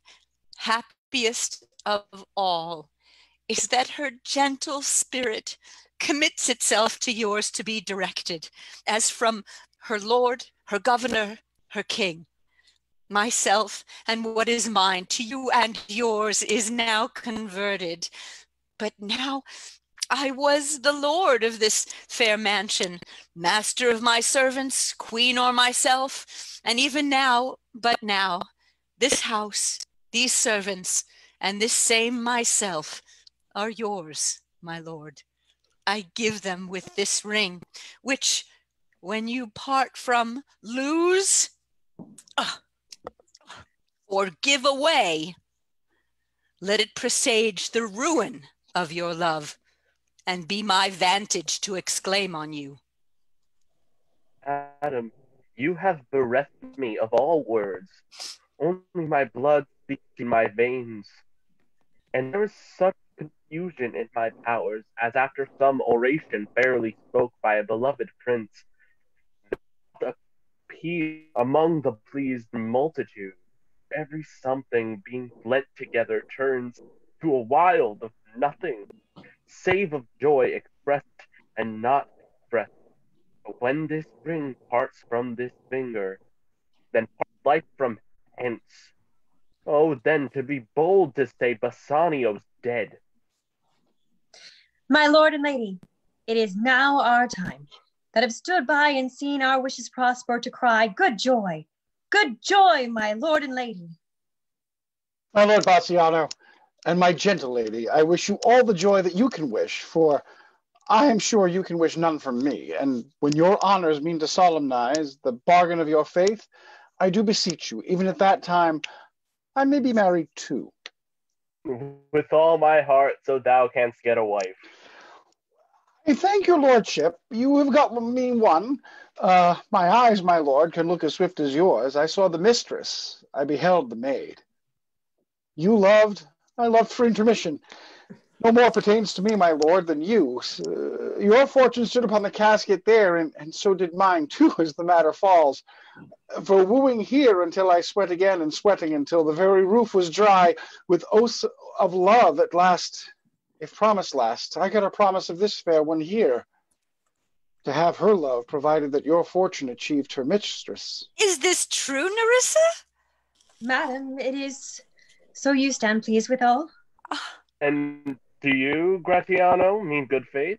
Yes, faith, my lord. Our feast shall much honored in your marriage. We'll play with them the first boy for 1,000 ducats. What, and stake down? No, we shall ne'er win at that sport, and stake down. But who comes here? Lorenzo and his infidel? What? And my old Venetian friend Salerio? Lorenzo and Salerio, welcome hither. If that the youth of my new interest have power to bid you welcome. By your leave, I bid my very friend countryman, sweet Portia, welcome. So do I, my lord. They are entirely welcome. I thank your honor. For my part, my lord, my purpose was not to have seen you here, but meeting with Salerio, by the way, he did entreat me past all saying nay, to come along with him. I did, my lord, and I have reason for it. Signor Antonio commends him to you. Ere I open his letter, I pray you, tell me how my good friend doth. Not sick, my lord, unless it be in mind, nor well, unless in mind. His letter there will show you his estate. Nerissa, cheer yon stranger. Bid her welcome. Your hand, Salerio. What's the news from Venice? How doth that royal merchant, good Antonio? I know he will be glad of our success. We are the Jasons. We have won the fleece. I would you had won the fleece that he hath lost. There are some shrewd contents in yon same paper that steals the color from Bassanio's cheek. Some dear friend dead, else nothing in the world could turn so much constitution of any constant man. What? Worse and worse. With leave, Bassanio, I am half yourself, and I must freely have the half of anything that this same paper brings you. Sweet Portia, here are a few of the unpleasantest words that ever will paper. Gentle lady, when I did first impart my love to you, I freely told you all the wealth I had ran in my veins. I was a gentleman, and then I told you true. And yet, dear lady, rating myself at nothing, you shall see how I was a braggart. When I told you my state was nothing, I should then have told you that I was worse than you. For indeed, I have engaged myself to a dear friend, engaged my friend to his mere enemy, to feed my needs. Here is a letter, lady, The paper is the body of my friend, and every word in it a gaping wound, issuing lifeblood. But is it true, Valerio? Have all his ventures failed?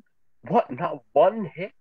Tripolis, from Mexico and England, from Lisbon, Barbary, and India, and not one vessel escaped the dreadful touch of merchant marring rocks? Not one, my lord.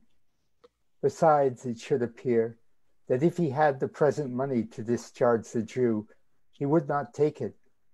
Never did I know a creature that did bear the shape of man so keen and greedy to confound a man. He plies the Duke at morning and at night, and doth impeach the freedom of the street if they deny him justice. 20 merchants, the Duke himself, and the magnificos of greatest port have all persuaded with him, but none can drive him from the envious plea of forfeiture, of justice, and his bond. When I was with him, I have heard him swear to Tubal and to Chus, his countrymen, that he would rather have Antonio's flesh than 20 times the value of the sum that he did owe him. And I know, my lord, if law, authority, and power deny not, it will go hard with poor Antonio. Is it your dear friend that is thus in trouble?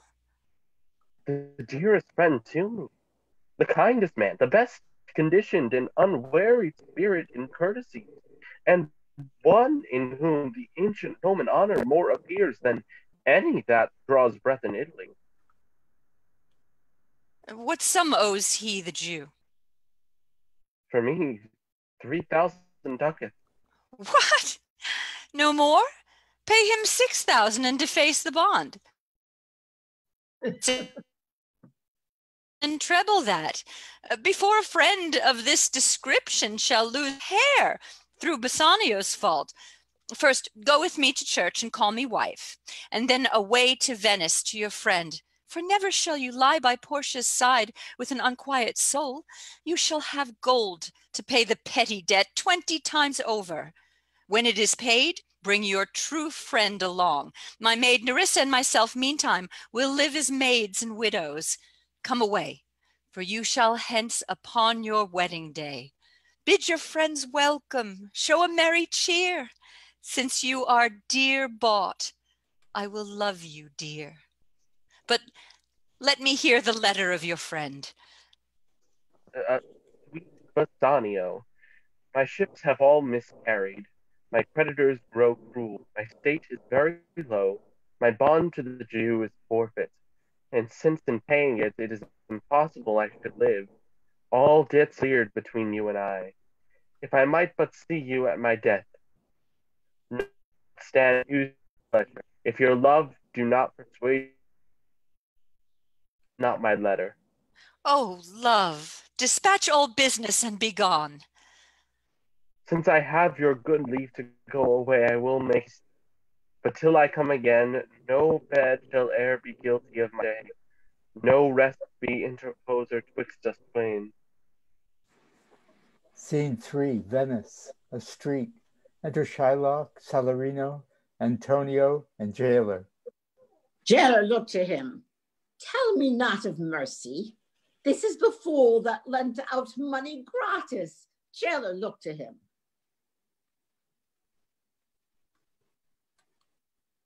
Hear me yet, good Shylock?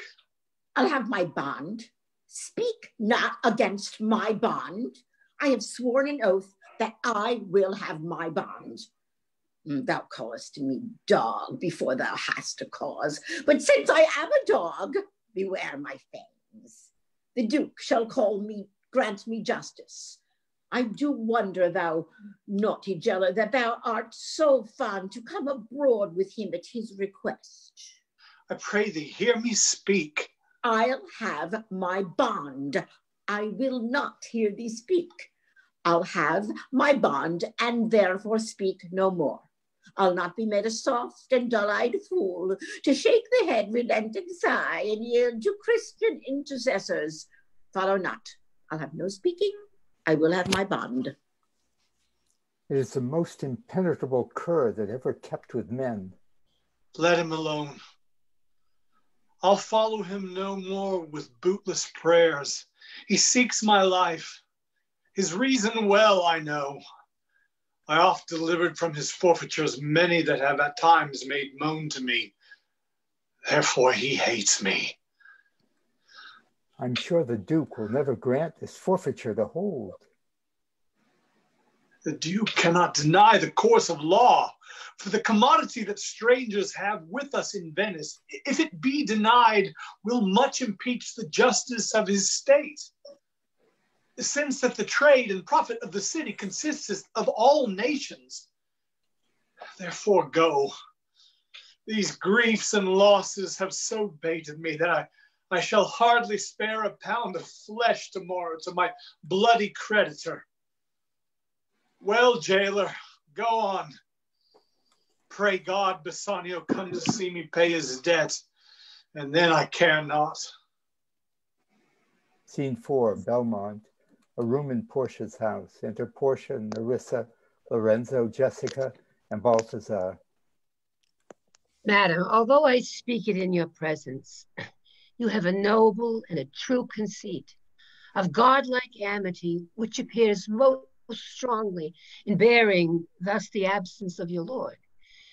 But if you knew to whom you show this honor, how true a gentleman you send relief, how dear a lover of my lord, your husband, I know you would be prouder of the work than customary bounty can enforce you.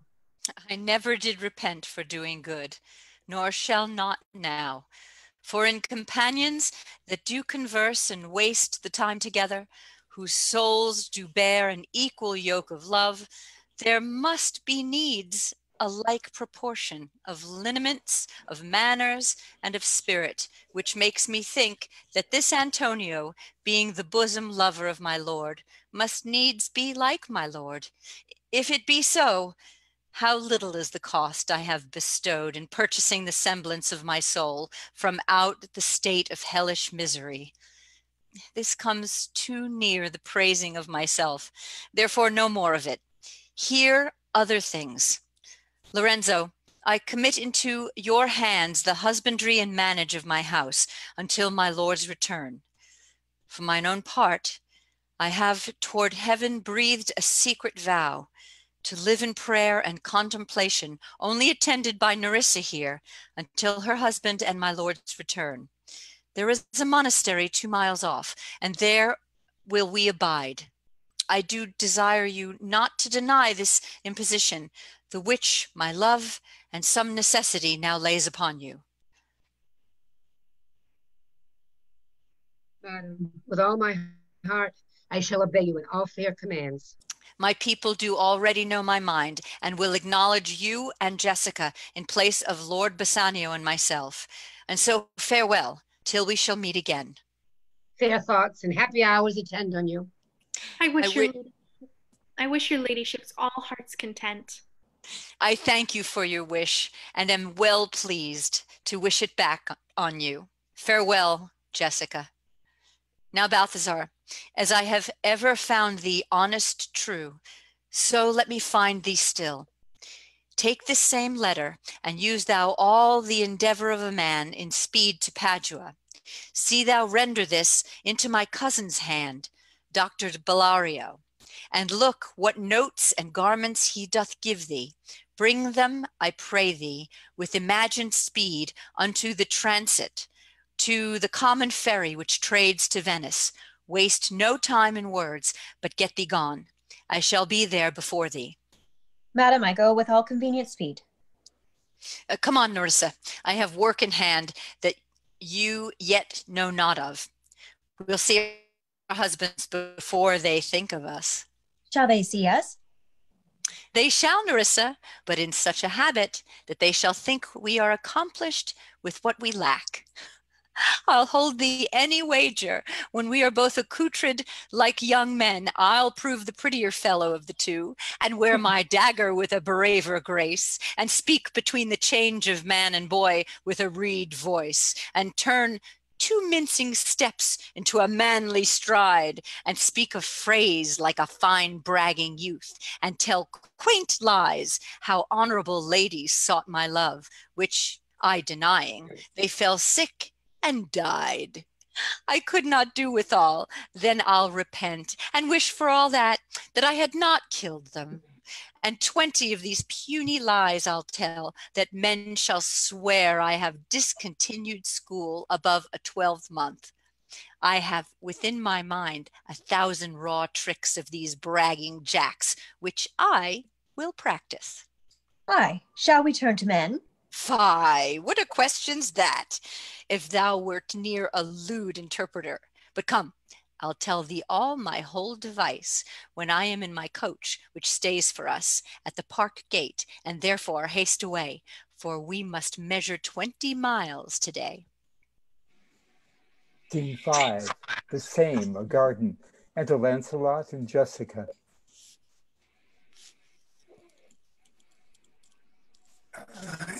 Yes, truly, for look you, the sins of the father are to be laid upon the children.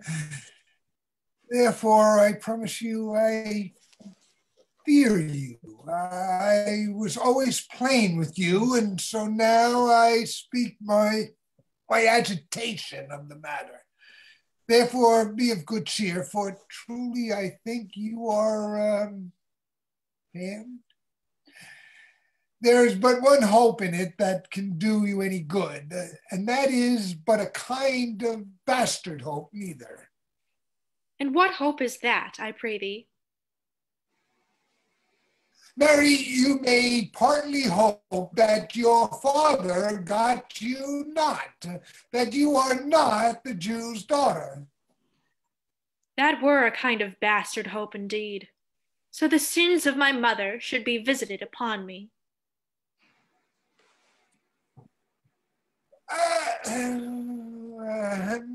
Truly then, I fear you are damned, both my mother and father. Thus, when I shun Scylla, your father, and I fall into Charybdis, your mother, well, you are gone both ways. I shall be saved by my husband. He hath made me a Christian. Truly, the more to blame he. We were Christians enough before, even now as many as could well live by one another. This making Christians will raise the price of hogs. If we grow all to be pork eaters, we shall not shortly have a rasher on the coals for money. I'll tell my husband, Lancelot, what you say. Here he comes. I shall go jealous of you shortly, Lancelot, if you thus get my wife into corners. Nay, you need not fear us, Lorenzo. Lancelot and I are out. He tells me flatly there is no mercy for me in heaven because I am a Jew's daughter. And he says you are no good member of the Commonwealth, for in converting Jews to Christians, you raise the price of pork. I shall answer that better to the Commonwealth than you can the getting up of the Negro's belly. The more is with you, the more is with child by you, Lancelot. It is much that the more should be more than reason. But if she be less than an honest woman, she is indeed more than I took her for. How every fool can play upon the word. I think the best grace of wit will shortly turn into silence, and discourse go commendable in none only but parrots. Go in, sirrah, bid them prepare for dinner. That is done, sir. They all have stomachs. Goodly Lord, what a wood snapper you are. Then bid them prepare dinner. That is done too, sir. Only cover is the word. You cover then, sir? No, sir. No, sir. Neither. I know my duty. Yet more quarreling with occasion. Wilt thou show the whole wealth of thy wit in an instant? I pray, Tree, understand a plain man and his plain meaning. Go to thy fellows, bid them cover the table, serve in the meat, and we will come in to dinner. For the table, sir, it shall be served in. For the meat, sir, it shall be covered. for your coming in to dinner, sir, why, let it be as humors and conceits shall govern. Oh, dear discretion, how his words are suited. The fool hath planted in his memory an army of good words, and I do know a many fools that stand in better place, garnished like him that for a tricksy word defy the matter. How cheerest thou, Jessica? And now, good sweet, say thy opinion. How dost thou like the Lord Bassanio's wife? Past all expressing, it is very meet the Lord Bassanio live an upright life, for having such a blessing in his lady, he finds the joy of heaven here on earth. And if on earth he do not mean it, then in reason he should never come to heaven. Why, if two gods should play some heavenly match, on the wager lay two earthly women, and Portia one, there must be something else pawned with the other, for the poor rude world hath not her fellow. Even such a husband hast thou of me, as she is for a wife. Nay, but ask my opinion too of that. I will anon. First, let us go to dinner. Nay, let me praise you while I have a stomach. No, pray thee, let it serve for table talk. And howsoe'er thou speakest, among other things, I shall digest it. Well, I'll set you forth. Act 4, Scene 1, Venice, a court of justice. Enter the Duke, the Magnificos, Antonio, Bassanio, Gratiano, Salerio, and others. What, is Antonio here? Ready, so please your grace. I am sorry for thee. Thou art come to answer a stony adversary, an inhuman wretch, incapable of pity, void and empty from any dram of mercy. I have heard your grace hath ta'en great pains to qualify his rigorous course. But since he stands obdurate, and no lawful means can carry me out of his envy's reach, I do oppose my patience to his fury, and am armed to suffer with a quietness of spirit the very tyranny and rage of his. Go on and call the Jew into the court. He is ready at the door. He comes, my lord. Make room. Let him stand before our face. Shylock, the world thinks, and I think so too, that thou but leadest this fashion of thy malice to the last hour of act, and then, 'tis thought, thou'lt show thy mercy and remorse more strange than is thy strange apparent cruelty. And where thou now exacts the penalty, which is a pound of this poor merchant's flesh, thou wilt not only loose the forfeiture, but, touched with human gentleness and love, forgive a moiety of the principal, glancing an eye of pity on his losses that have of late so huddled on his back enough to press a royal merchant down and pluck commiseration of his state from brassy bosoms and rough hearts of flint, from stubborn Turks and Tartars, never trained to offices of tender courtesy. We all expect a gentle answer, Jew. I have possessed your grace of what I propose, and by our holy Sabbath have I sworn to have the due and forfeit of my bond. If you deny it, let the danger light upon your charter and your city's freedom. You'll ask me why I rather choose to have a weight of carrion flesh than to receive 3,000 ducats. I'll not answer that. Say, it is my humor. Is it answered? What if my house be troubled by a rat? Am I pleased to give 10,000 ducats to have it banned? What, are you answered yet? Some men there are love, not a gaping pig. Some that are mad if they behold a cat, and others, when the bagpipe sings i' the nose, cannot contain their urine. For affection, mistress of passion, sways it to the mood of what it likes or loathes. Now, for your answer, as there is no firm reason to be rendered, Why he cannot abide a gaping pig? Why he a harmless necessary cat? Why he a woolen bagpipe? But a force must yield to such inevitable shame as to offend, himself being offended.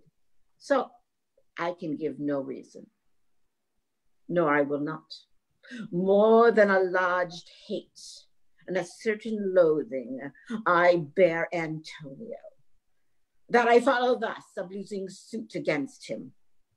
Are you answered? This is no answer, thou unfeeling man, to excuse the current of thy cruelty. I am not bound to please thee with my answers. Men kill since they do not love. Hates any man the thing he would not kill. Every offense is not a hate at first. But wouldst thou have a serpent sting thee twice? I pray thee, think you question with the Jew. You may as well go stand upon the beach and bid the main flood bait his usual height. You may as well use question with the wolf why he hath made the ewe bleat for the lamb. You may as well forbid the mountain pines to wag their high tops and to make no noise when they are fretting with the gusts of heaven. You may as well do anything most hard as seek to soften that, than which what's harder is Jewish heart. Therefore I do beseech you, make no more offers. Use no farther means, but with all brief and plain conveniency, let me have judgment, and the Jew his will. For thy 3,000 ducats 6. What judgment shall I dread? Doing war in 6 parts, and every part a ducat, I would not draw them. I would have my bond.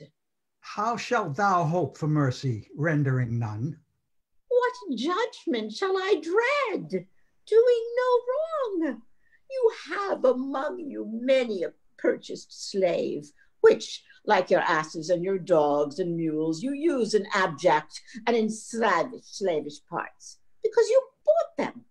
Shall I say to you, let them be free, marry them to your heirs? Why sweat they under burthens? Let their beds be made as soft as yours, and let their palates be seasoned with such viands. You will answer, the slaves are ours. So do I answer you. The pound of flesh which I demand of him is dearly bought. 'Tis mine, and I will have it. If you deny me, fie upon your law. There is no force in the degrees of Venice. I stand for judgment. Answer, shall I have it? Upon my power I may dismiss this court, unless Bellario, a learned doctor, whom I have sent for to determine this, come here today.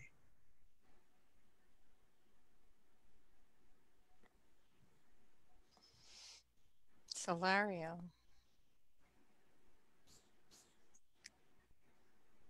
My lord here stays without a messenger with letters from the doctor, new come from Padua. Bring us the letter. Call the messenger. Good cheer, Antonio. What man, courage yet? The Jew shall have my flesh, blood, bones, and all, ere thou shalt lose for me one drop of blood.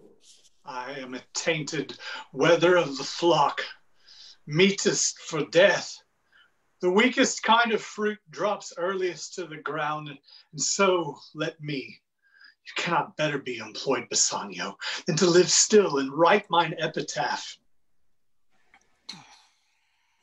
Come you from Padua, from Bellario?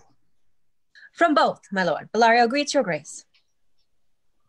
Why dost thou whet thy knife so earnestly?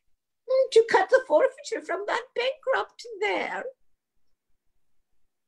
Not on thy soul, but on thy soul, harsh Jew. Thou makest thy knife keen, but no metal can, no, not the hangman's axe, bear half the keenness of thy sharp envy. Can no prayers pierce thee?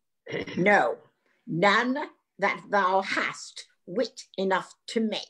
Oh, be thou damned, inexorable dog, and for thy life let justice be accused. Thou almost makest me waver in my faith to hold opinion with Pythagoras that souls of animals infuse themselves into the trunks of men. Thy currish spirit governed a wolf who, hanged for human slaughter, even from the gallows did his fell soul fleet. And whilst thou layest in thy unhallowed dam, infused itself in thee, for thy desires are wolfish, bloody, starved, and ravenous. Till thou canst rail the seal from off my bond, thou but offendest thy lungs to speak so loud. Repair thy wit, good use, or it will fall to cureless ruin. I stand here for law. This letter from Bellario doth commend a young and learned doctor to our court. Where is he? He attendeth here hard by, to know your answer, whether you admit him. With all my heart. Some 3 or 4 of you go, give him courteous conduct to this place.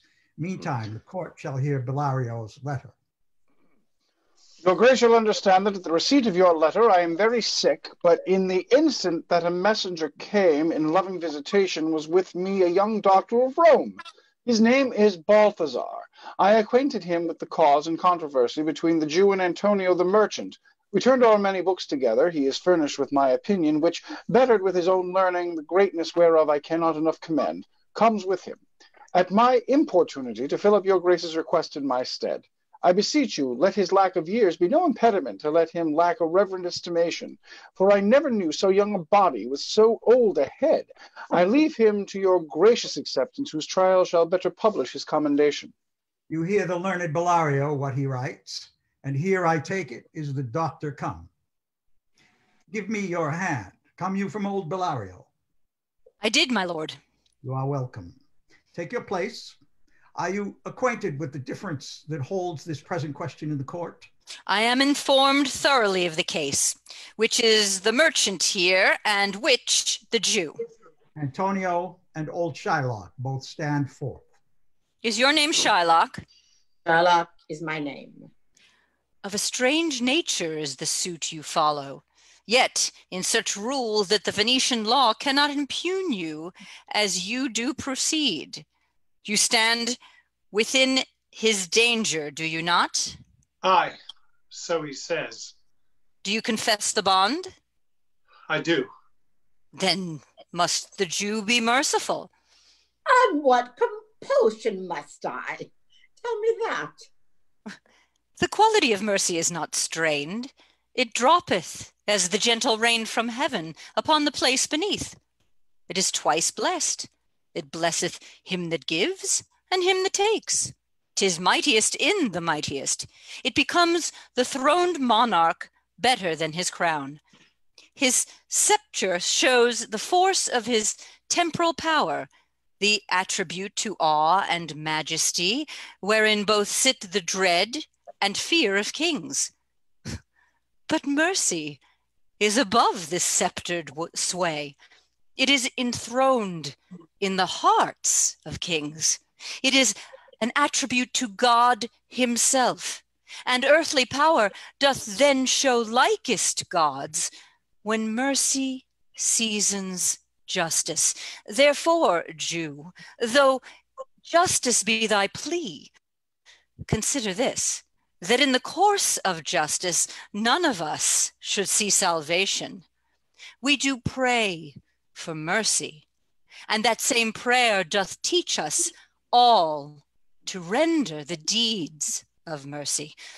I have spoke thus much to mitigate the justice of thy plea, which, if thou follow this strict court of Venice, must needs give sentence 'gainst the merchant here.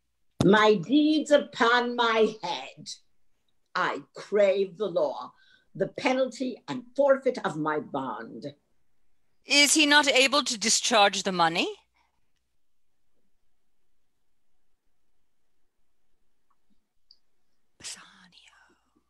Yes, I here tender it for him in the court. Yea, twice the sum. If that will not suffice, I will be bound to pay it 10 times o'er.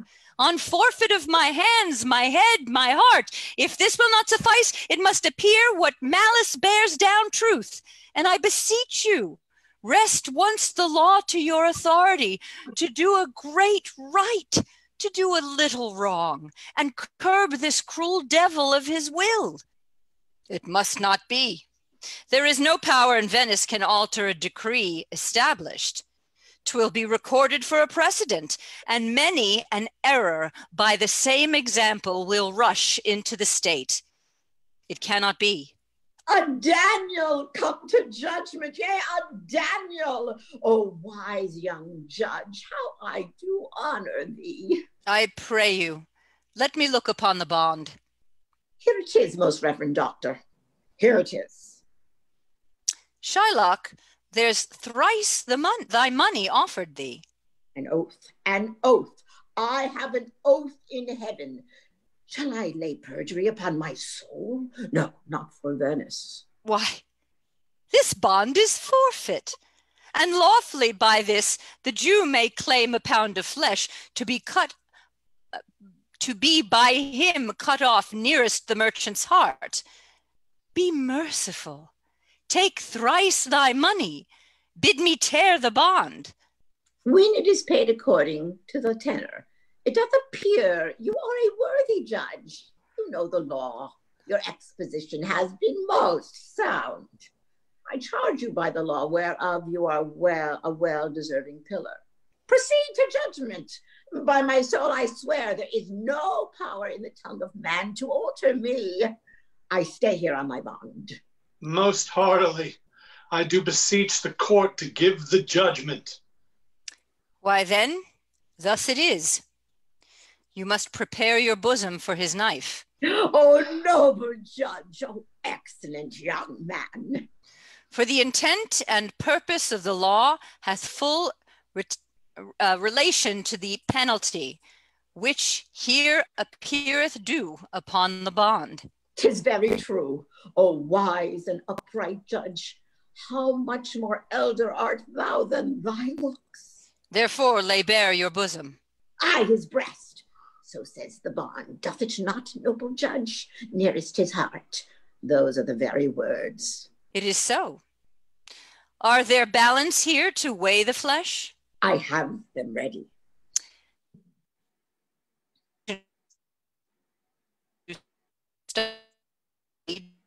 Death? Is it so nominated in the bond? It is not so expressed. But what of that? 'Twere good you do so, much for charity. I cannot find it. 'Tis not in the bond. You, merchant, have you anything to say? But little. I am armed and well prepared. Give me your hand, Bassanio.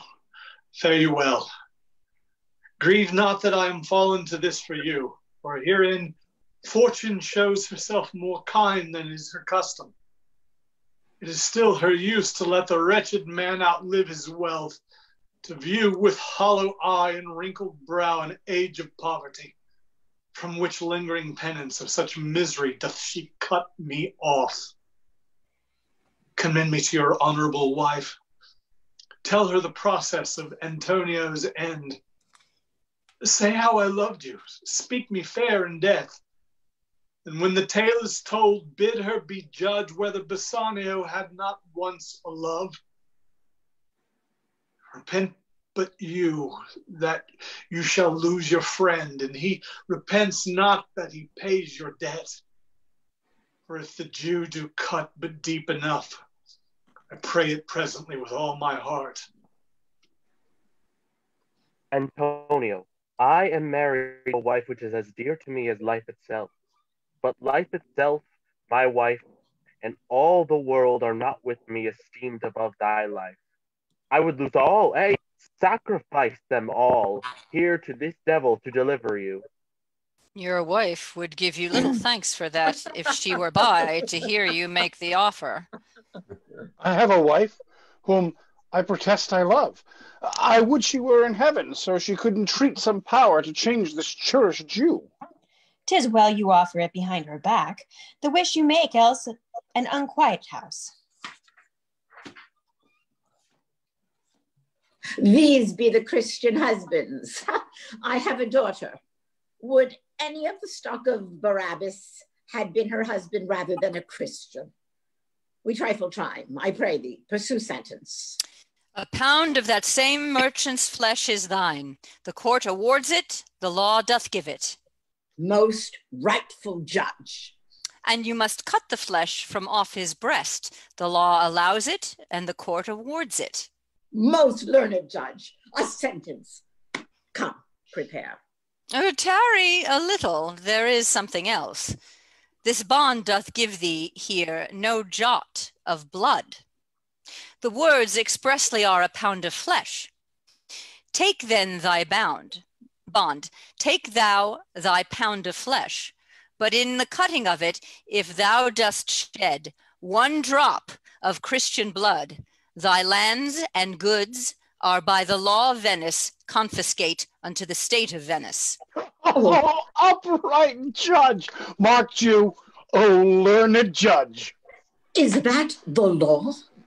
Thyself shalt see the act, for as thou urgest justice, be assured thou shalt have justice, more than thou darest. O learned judge, mark you, O learned judge. I take this offer. Then pay the bond thrice and let the Christian go. Here's the money. Oh, soft. The Jew shall have all justice. Soft, no haste. He shall have nothing but the penalty. Oh, Jew, an upright judge, a learned judge. Therefore prepare thee to cut off the flesh. Shed thou no blood, nor cut thou less, nor more, but just a pound of flesh. And if thou cuttest more or less than just a pound, be it but so much as makes it light or heavy in the substance or the division of the 20th part of one poor scruple, nay, if the scale do turn but in the estimation of a hair, thou diest, and all thy goods are confiscate. A second Daniel, a Daniel Jew. Now, infidel, I have you on the hip. Why doth the Jew pause? Take thy forfeiture. Give me my principal and let me go.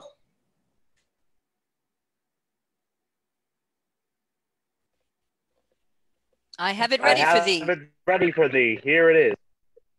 He hath refused it in open court. He shall have merely justice and his bond. Daniel, still I say a second Daniel. I thank thee, Jew, for teaching me that word. Shall I not have barely my principal? Thou shalt have nothing but the forfeiture, to be so taken at thy peril, Jew. Why, then the devil give him good of it. I'll stay, no longer question. Tarry, Jew. The law hath yet another hold on you. It is enacted in the laws of Venice, if it be proved against an alien that by direct or indirect attempts he seek the life of any citizen, the party against the which he doth contrive shall seize one half his goods, the other half comes to the privy coffer of the state, and the offender's life lies in the mercy of the Duke only, against all other voice, in which predicament I say thou standest. For it appears by manifest proceeding that indirectly and directly too, thou hast contrived against the very life of the defendant, and thou hast incurred the danger formerly by me rehearsed. Down, therefore, and beg mercy of the Duke. Beg that thou mayst have leave to hang thyself, and yet thy wealth being forfeit to the state, thou hast not left of the value of a cord. Therefore thou must be hanged at the state's charge. That thou shalt see the difference of our spirits, I pardon thee thy life before thou ask it. For half thy wealth it is Antonio's. The other half comes to the general state, which humbleness may drive into a fine. Aye, for the state, not for Antonio. Nay, take my life and all. Pardon not that. You take my house when you do take the prop that doth sustain my house. You take my life when you do take the means whereby I live. What mercy can you render him, Antonio? A halter, gratis, nothing else for God's sake. So please, my lord, the Duke and all the court to quit the fine for one half of his goods, I am content. So he will let me have the other half in use, to render it upon his death unto the gentleman that lately stole his daughter.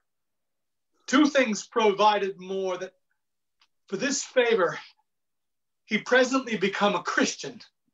The other, that he do record a gift here in this court of all he dies possessed upon his son Lorenzo and his daughter. He shall do this, or else I do recant the pardon that I late pronounced here. Art thou contented, Jew? What dost thou say? I am content. Clerk, draw a deed of gift. I pray you, give me leave to go from hence. I am not well. Send the deed after me, and I will sign it. Get thee gone, but do it. In christening, thou shalt have 2 godfathers. Had I been judge, thou shouldst have had 10 more. Bring thee to the gallows, not the font. Sir, I entreat you home with me to dinner. I humbly do desire your grace of pardon. I must away this night toward Padua, and it is meet I presently set forth. I am sorry that your leisure serves you not. Antonio, gratify this gentleman, for in my mind you are much bound to him.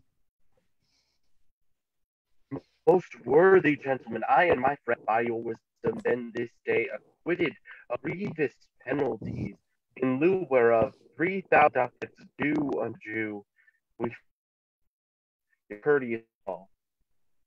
And stand indebted over and above in love and service to you evermore. He is well paid that is well satisfied, and I, delivering you, am satisfied, and therein do account myself well paid. My mind was never yet more mercenary. I pray you, know me when we meet again. I wish you well, and so I take my leave. Dear sir, of force I must attempt you further. Take some remembrance of us as a tribute, not as a fee. Grant me 2 things, pray you, not to deny and to pardon. You press me far, and therefore I will yield. Give me your gloves. I'll wear them for your sake. And for your love, I'll take this ring from you. Oh, do not draw back your hand. I'll take no more.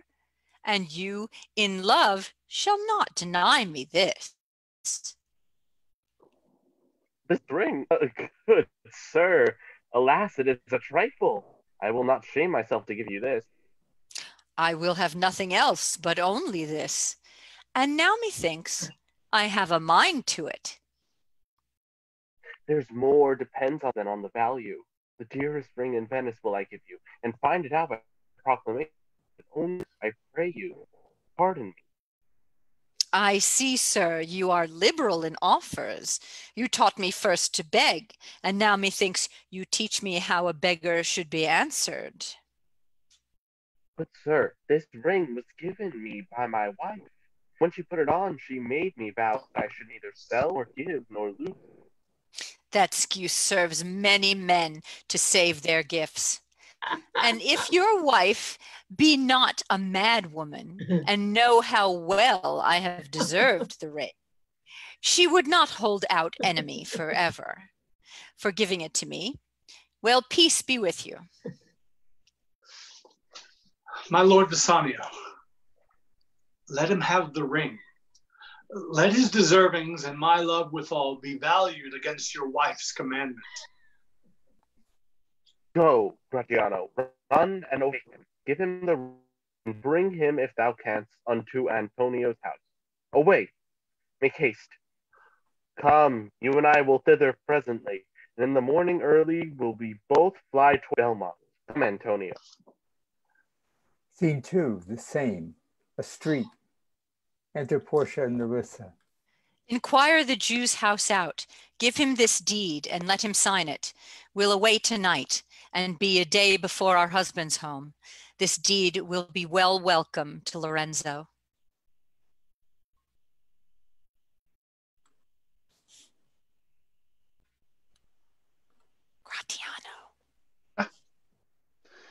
Fair sir, you are well o'ertaken.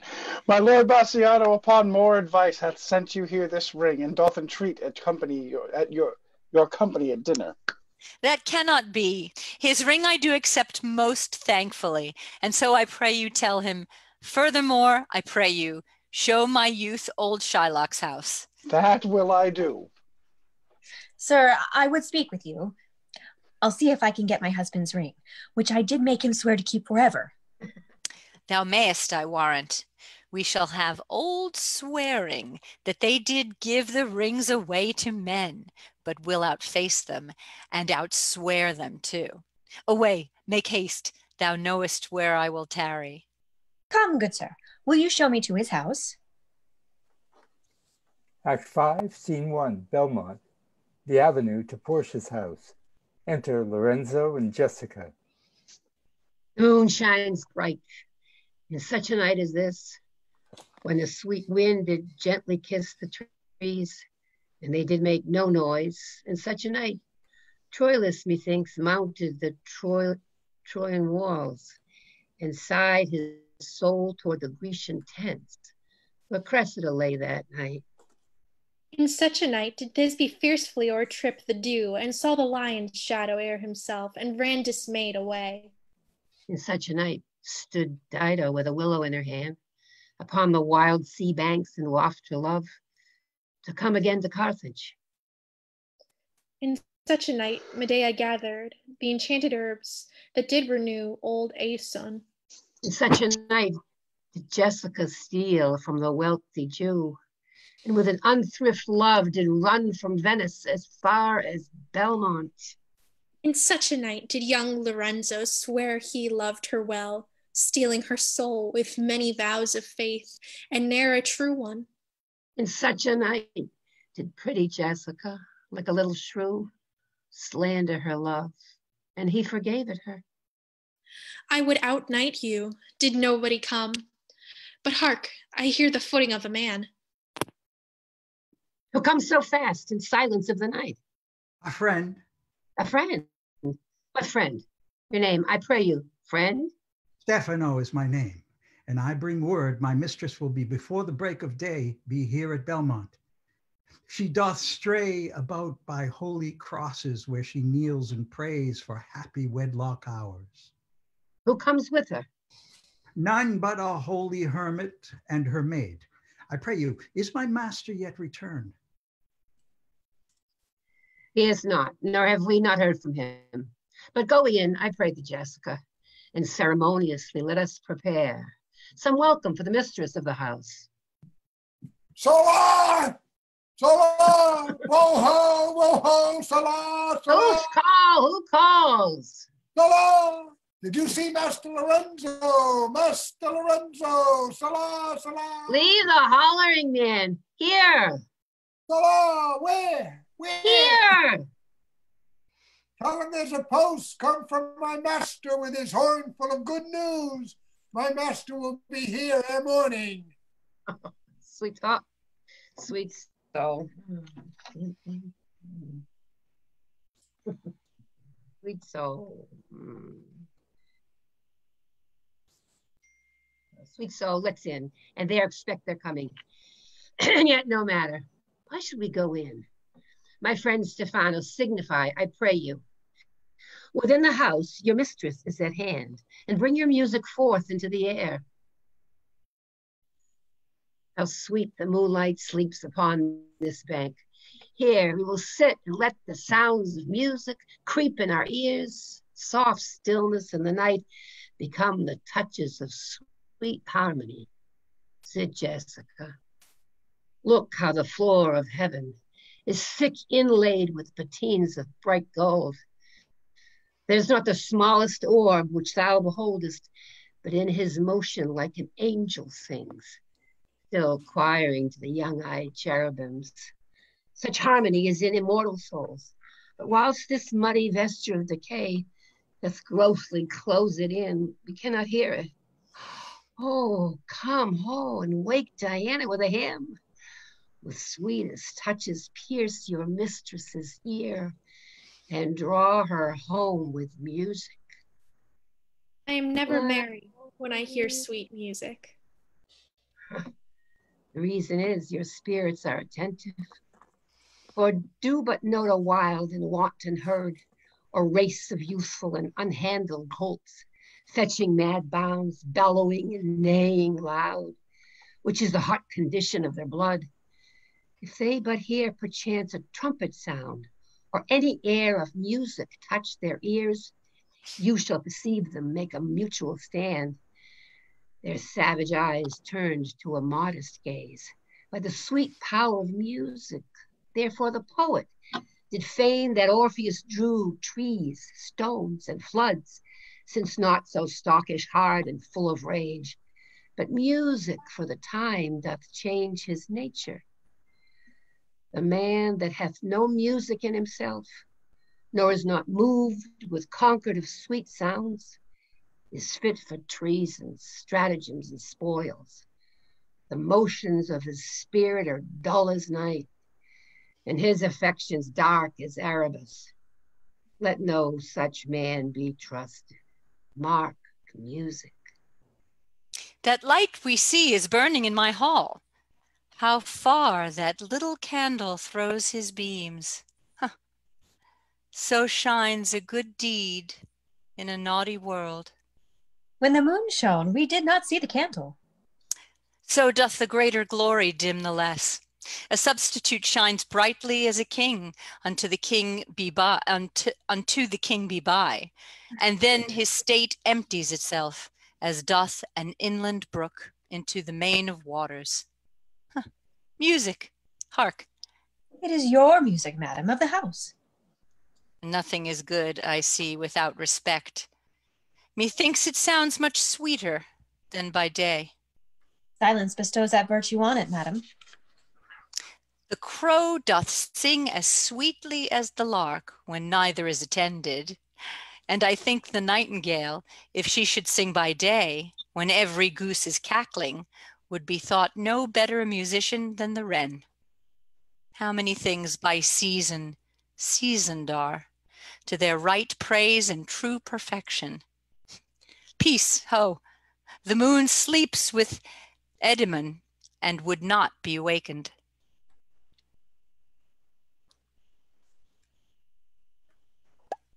That is the voice, or I am much deceived, of Portia. He knows me as the blind man knows the cuckoo, by the bad voice. Oh, dear lady, welcome home. We have been praying for our husbands' healths, which speed, we hope, the better for our words. Are they returned? Madam, they are not yet, but there is come a messenger before, to signify their coming. Go in, Nerissa. Give order to my servants that they take no note at all of our being absent hence, nor you, Lorenzo, Jessica, nor you. Your husband is at hand. I hear his trumpet. We are no telltales, madam, fear you not. We are no telltales, madam, fear you not. This night, methinks, is but the daylight sick. It looks a little paler. 'Tis a day, such as the day it is when the sun is hid. Cold day with the antipodes, if you would walk in absence of the sun. Let me give light, but let me not be light, for a light wife doth make a heavy husband, and never be Bassanio so for me. But God sort all. You are welcome home, my lord. I thank you, madam. Give welcome to my friend. This is the man. This is Antonio, to whom I am so infinitely bound. You should in all sense be much bound to him, for as I hear, he was much bound for you. No more than I am well acquainted of. Sir, you are very welcome to our house. It must appear in other ways than words, therefore I scant this breathing courtesy. Yonder moon, I swear you do me wrong. In faith, I gave it to the judge's clerk. Would he were Gelt that had it, for my part, since you do take it love so much at heart. A quarrel? Who? Already? What's the matter? About a hoop of gold, a paltry ring that she did give me, whose posy was For all the world, like Cutler's poetry, upon a knife, love me and leave me not. What talk you of the posy or of the value? You swore to me when I did give it to you that you would wear it until your hour of death, and that it should lie with you in your grave. But not for me, yet when your vehement oaths, you should have been respective and have kept it. Gave it to the judge clerk? No, God's my judge. The clerk will ne'er wear a hair on's face that had it. He will, and if he lived to be a man. Aye, if a woman lived to be a man. No, by this hand, I gave it to a youth, a kind of boy, a little scrubbed boy, no higher than thyself, the judge's clerk, a pretty boy, and I begged it as a fee. I could not for my heart deny him. Oh, you were to blame. I must be plain with you. To part so slightly with your wife's first gift, a thing stuck on with oaths upon your finger, and so riveted with faith unto your flesh. I gave my love a ring, and made him swear never to part with it. And here he stands. I dare be sworn for him, he would not leave it, nor pluck it from his finger for the wealth that the world masters. Now, in faith, Gratiano, you give your wife too unkind a cause of grief, and 'twere to me, I should be mad at it. Why, I were best to cut my left hand off, and I lost the ring defending it. My Lord Bassanio gave his ring away. Under the judge that begged it, indeed, and deserved it too. And then the boy, his clerk, that took some pains in writing, he begged mine. And neither man nor master would take aught but the 2 rings. What ring gave you, my lord? Not that, I hope, which you received of me. If I could add a lie to a false, I would deny it, but you see, my finger hath not the ring upon it. It is gone. Even so void is your false heart of truth. By heaven, I will ne'er come in your bed until I see the ring. Nor I in yours till I see mine.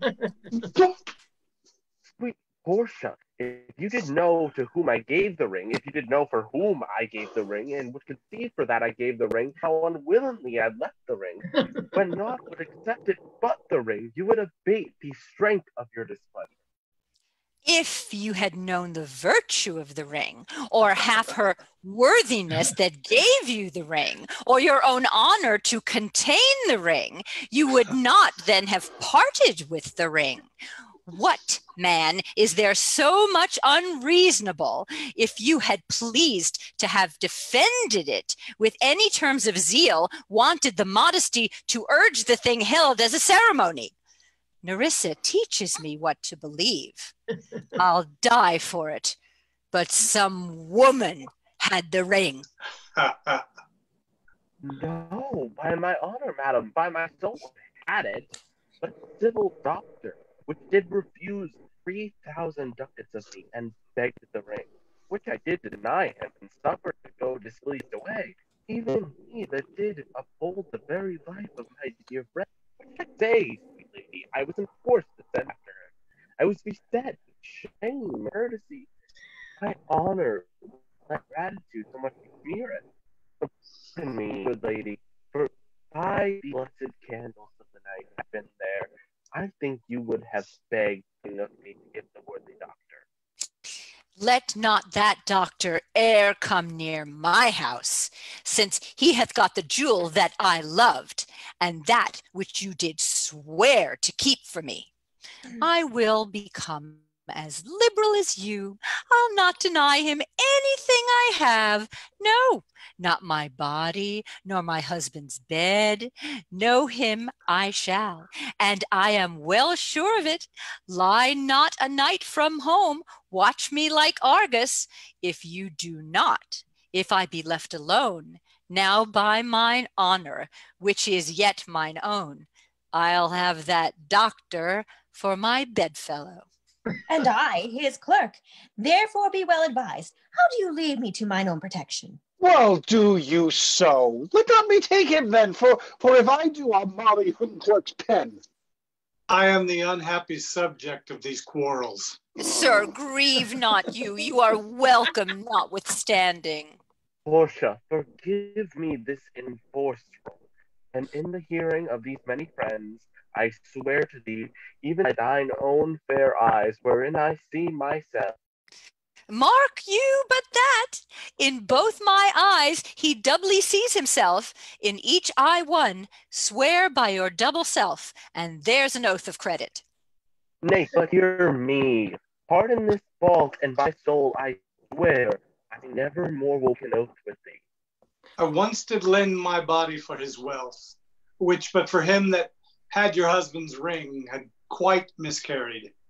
I dare be bound again, my soul upon the forfeit, that your lord will never more break faith advisedly. Then you shall be his surety. Give him this, and bid him keep it better than the other. Here, Lord Bassanio, swear to keep this ring. By heaven. Doctor.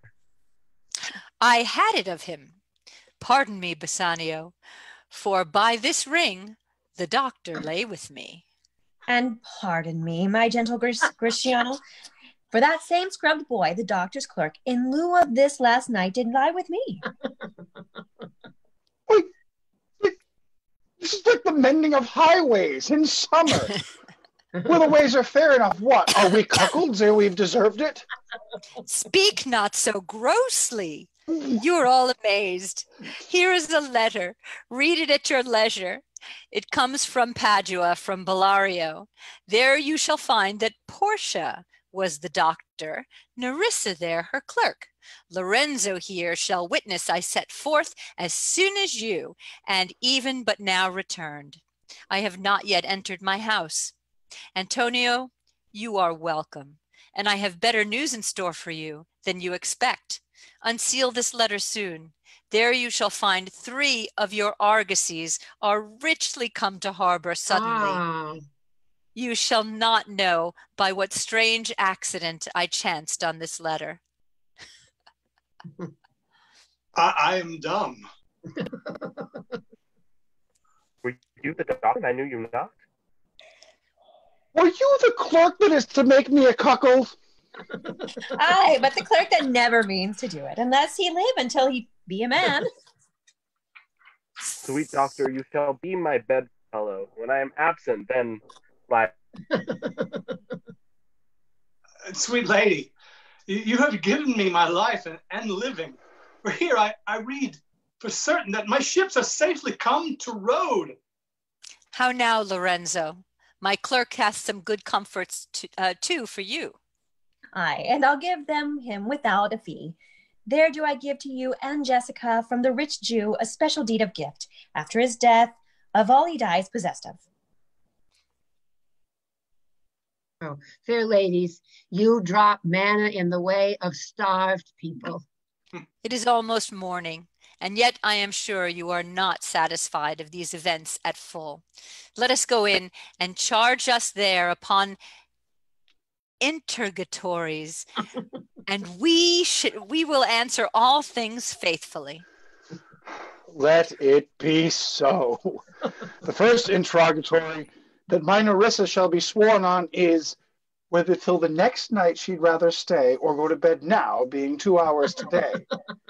But were the day come, I should wish it dark, that I were couching with the doctor's clerk. Well, while I live, I'll fear no other thing, so sore is keeping safe Nerissa's ring. Exunt. Nice job, everybody. That was fun. So, What folks, I hope horrible- those of you who were watching at home on Facebook enjoyed this as much as we did. We were having a lot of fun here. It's always interesting to slog through some of these and the discovery that we find in some of them and the experience for everybody. And we're just really glad that you all could take part in that with us. I'm just going to let you folks know we've got a few other things coming up. If you're still with us and you want to join us again, next week we're going to be doing Drop In As You Like It, followed by something I'm really excited over. Drop In Shakespeare is going to have a Christopher Marlowe takeover, the Drop In takeover of Marlowe's Dr. Faustus. The week after that, we're going to be doing Henry V, and then something that is going to be a lot of fun. And if you're watching, come back, bring your friends. We're going to have a jazzy, stylized drop-in sonnet slam. And you can read your favorite sonnets in the style of a slam poet, or bring your own sonnets, or bring something that's not a sonnet at all. You know, pour some coffee, smoke a cigarette, put on a beret, and we're just going to have a fun little drop-in sonnet slam, and I hope you guys will all join us. With that, ladies and gentlemen, that is our Drop-In Merchant of Venice. Thank you so much for joining us. We're going to keep the Zoom room open for a few minutes for folks who want to have some discussion about the show and maybe share some of their thoughts. Those of you on Facebook are welcome to continue to stay with us, and we'll wrap things up in just a few minutes. So thank you again, and have a great night. And if you haven't already, please like Eventide Theater Company. Please like Drop-In Shakespeare. Follow what we're doing. We've got a lot of great projects coming along. Aside from Drop-In Shakespeare, in 2 weeks, we're going to be doing the world premiere of the winner of the Kaplan Playwrights Competition, a play called Touched by War. And 2 of our featured readers of that play are actually part of our drop-in cast tonight. You guys go ahead, wave, let everyone know who you are.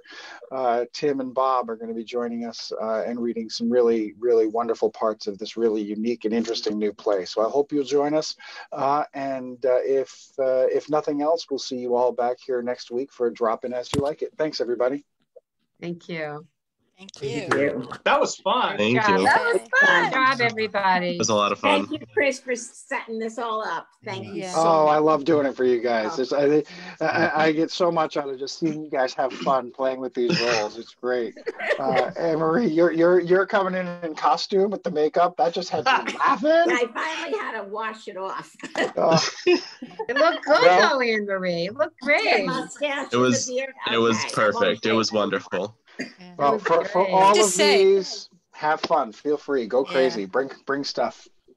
I have to say, what beautiful language in such a horrible play. Yeah.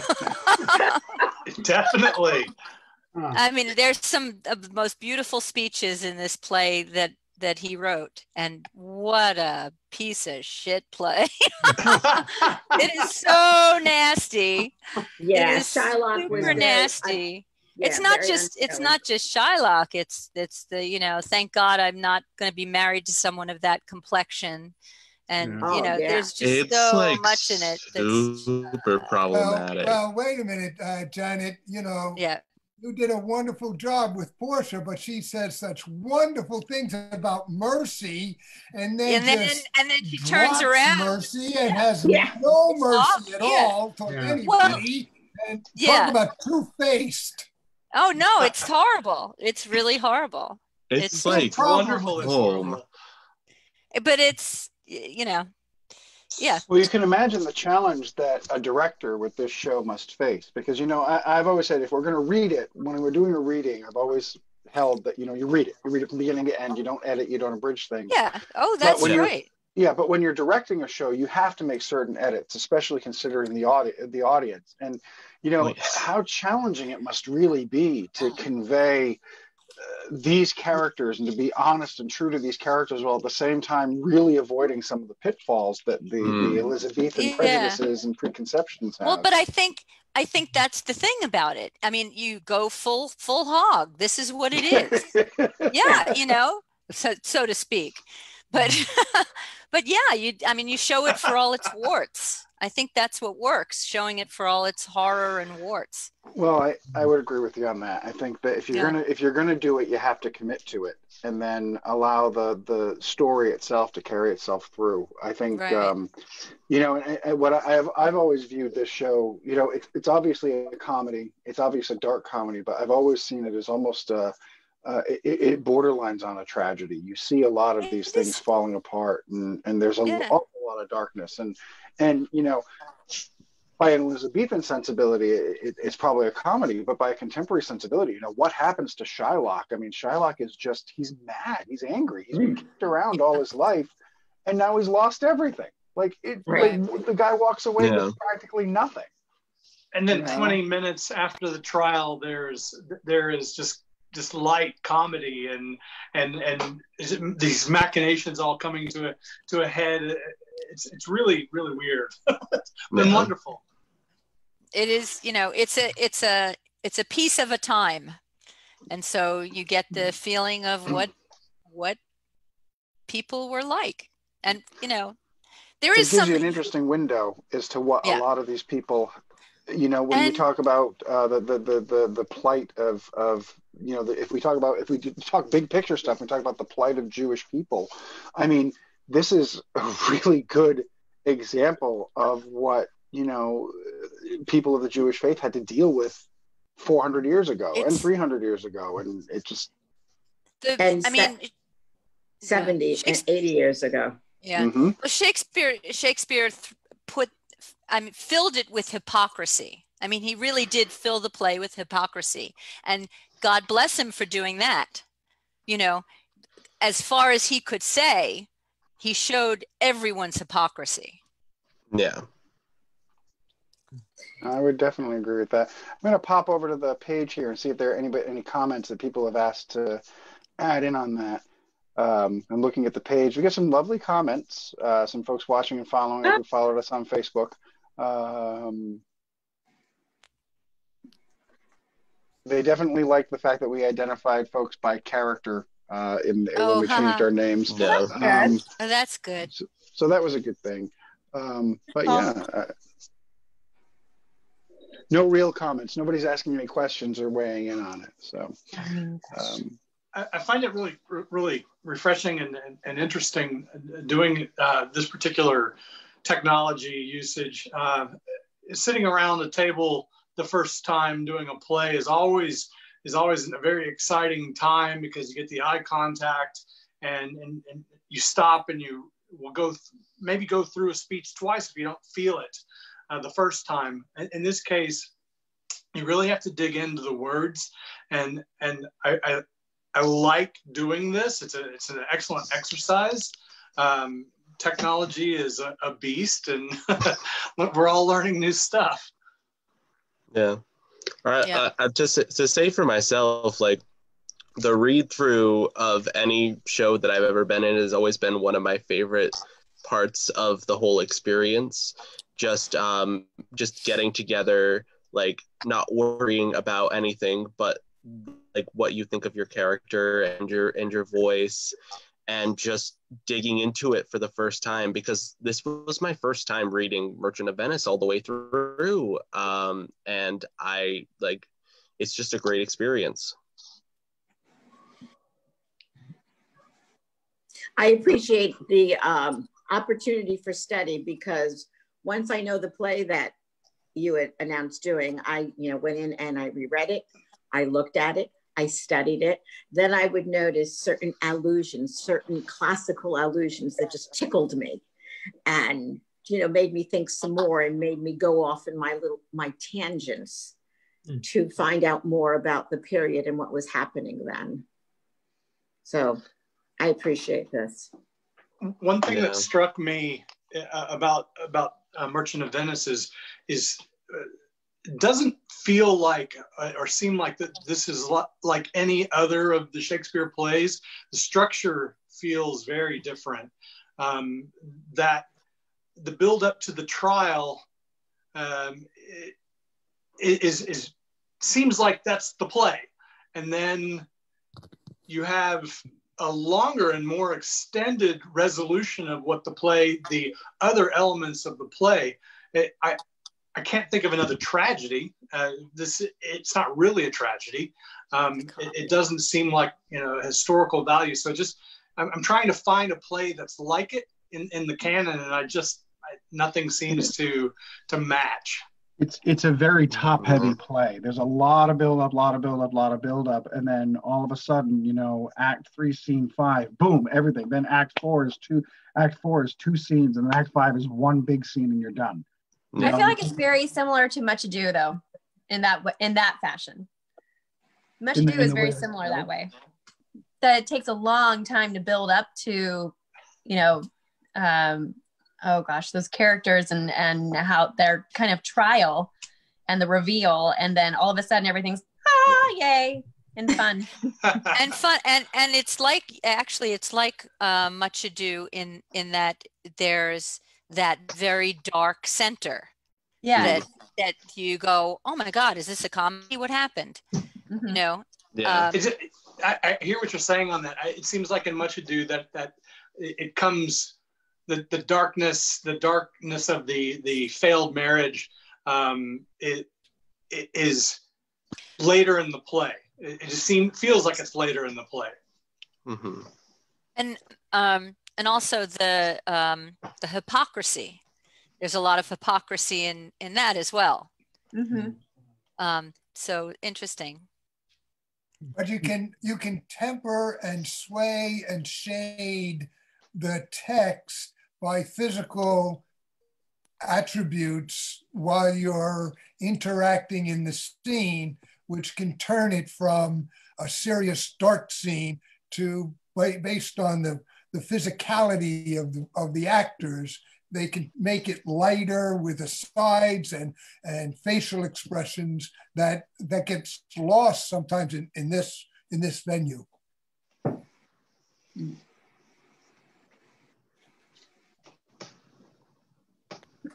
Say a little bit more about that. When you're talking about this venue, you mean through the Zoom, or do you mean through I'm curious as what do you mean by that? Well, the limitation of lack of full body expression, the lack of being able to turn away and aside, the interaction from an actor's point of view of looking at somebody else in the eye and reading their expressions through their eyes and responding to that. And I think that gets lost in this venue.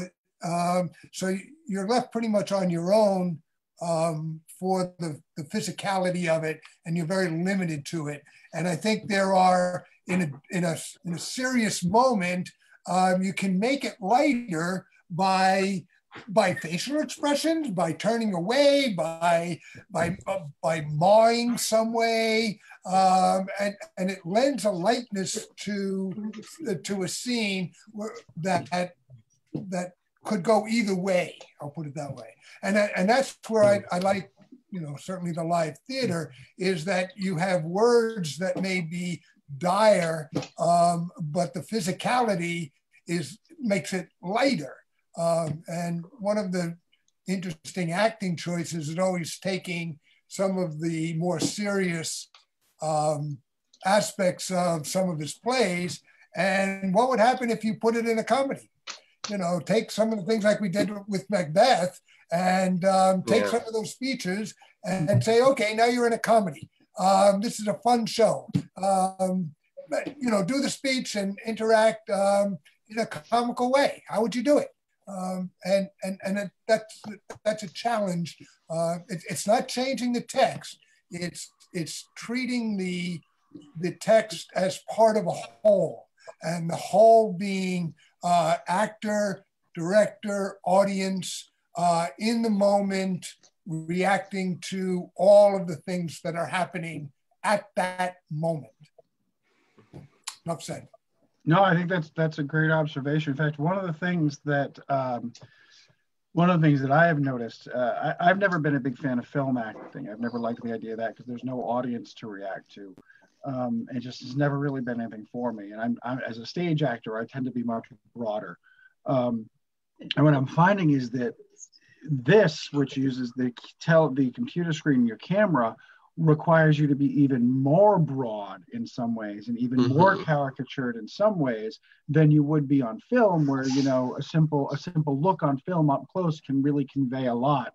And it's very subtle based on the cinematography and the angles. Whereas here, like you said, Bob, your physicality is so limited and you're locked into this box and this frame that it really does it forces you to maybe push a little bit further than you normally would. You got to bring your hands in if you want to make gestures. You've got to tighten your space and use a lot of facial expression to convey that.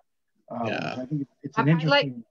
I wanted to make a comment on the Zoom experience, if I could. I had a lot of trepidation about doing it for a lot of the reasons you just mentioned.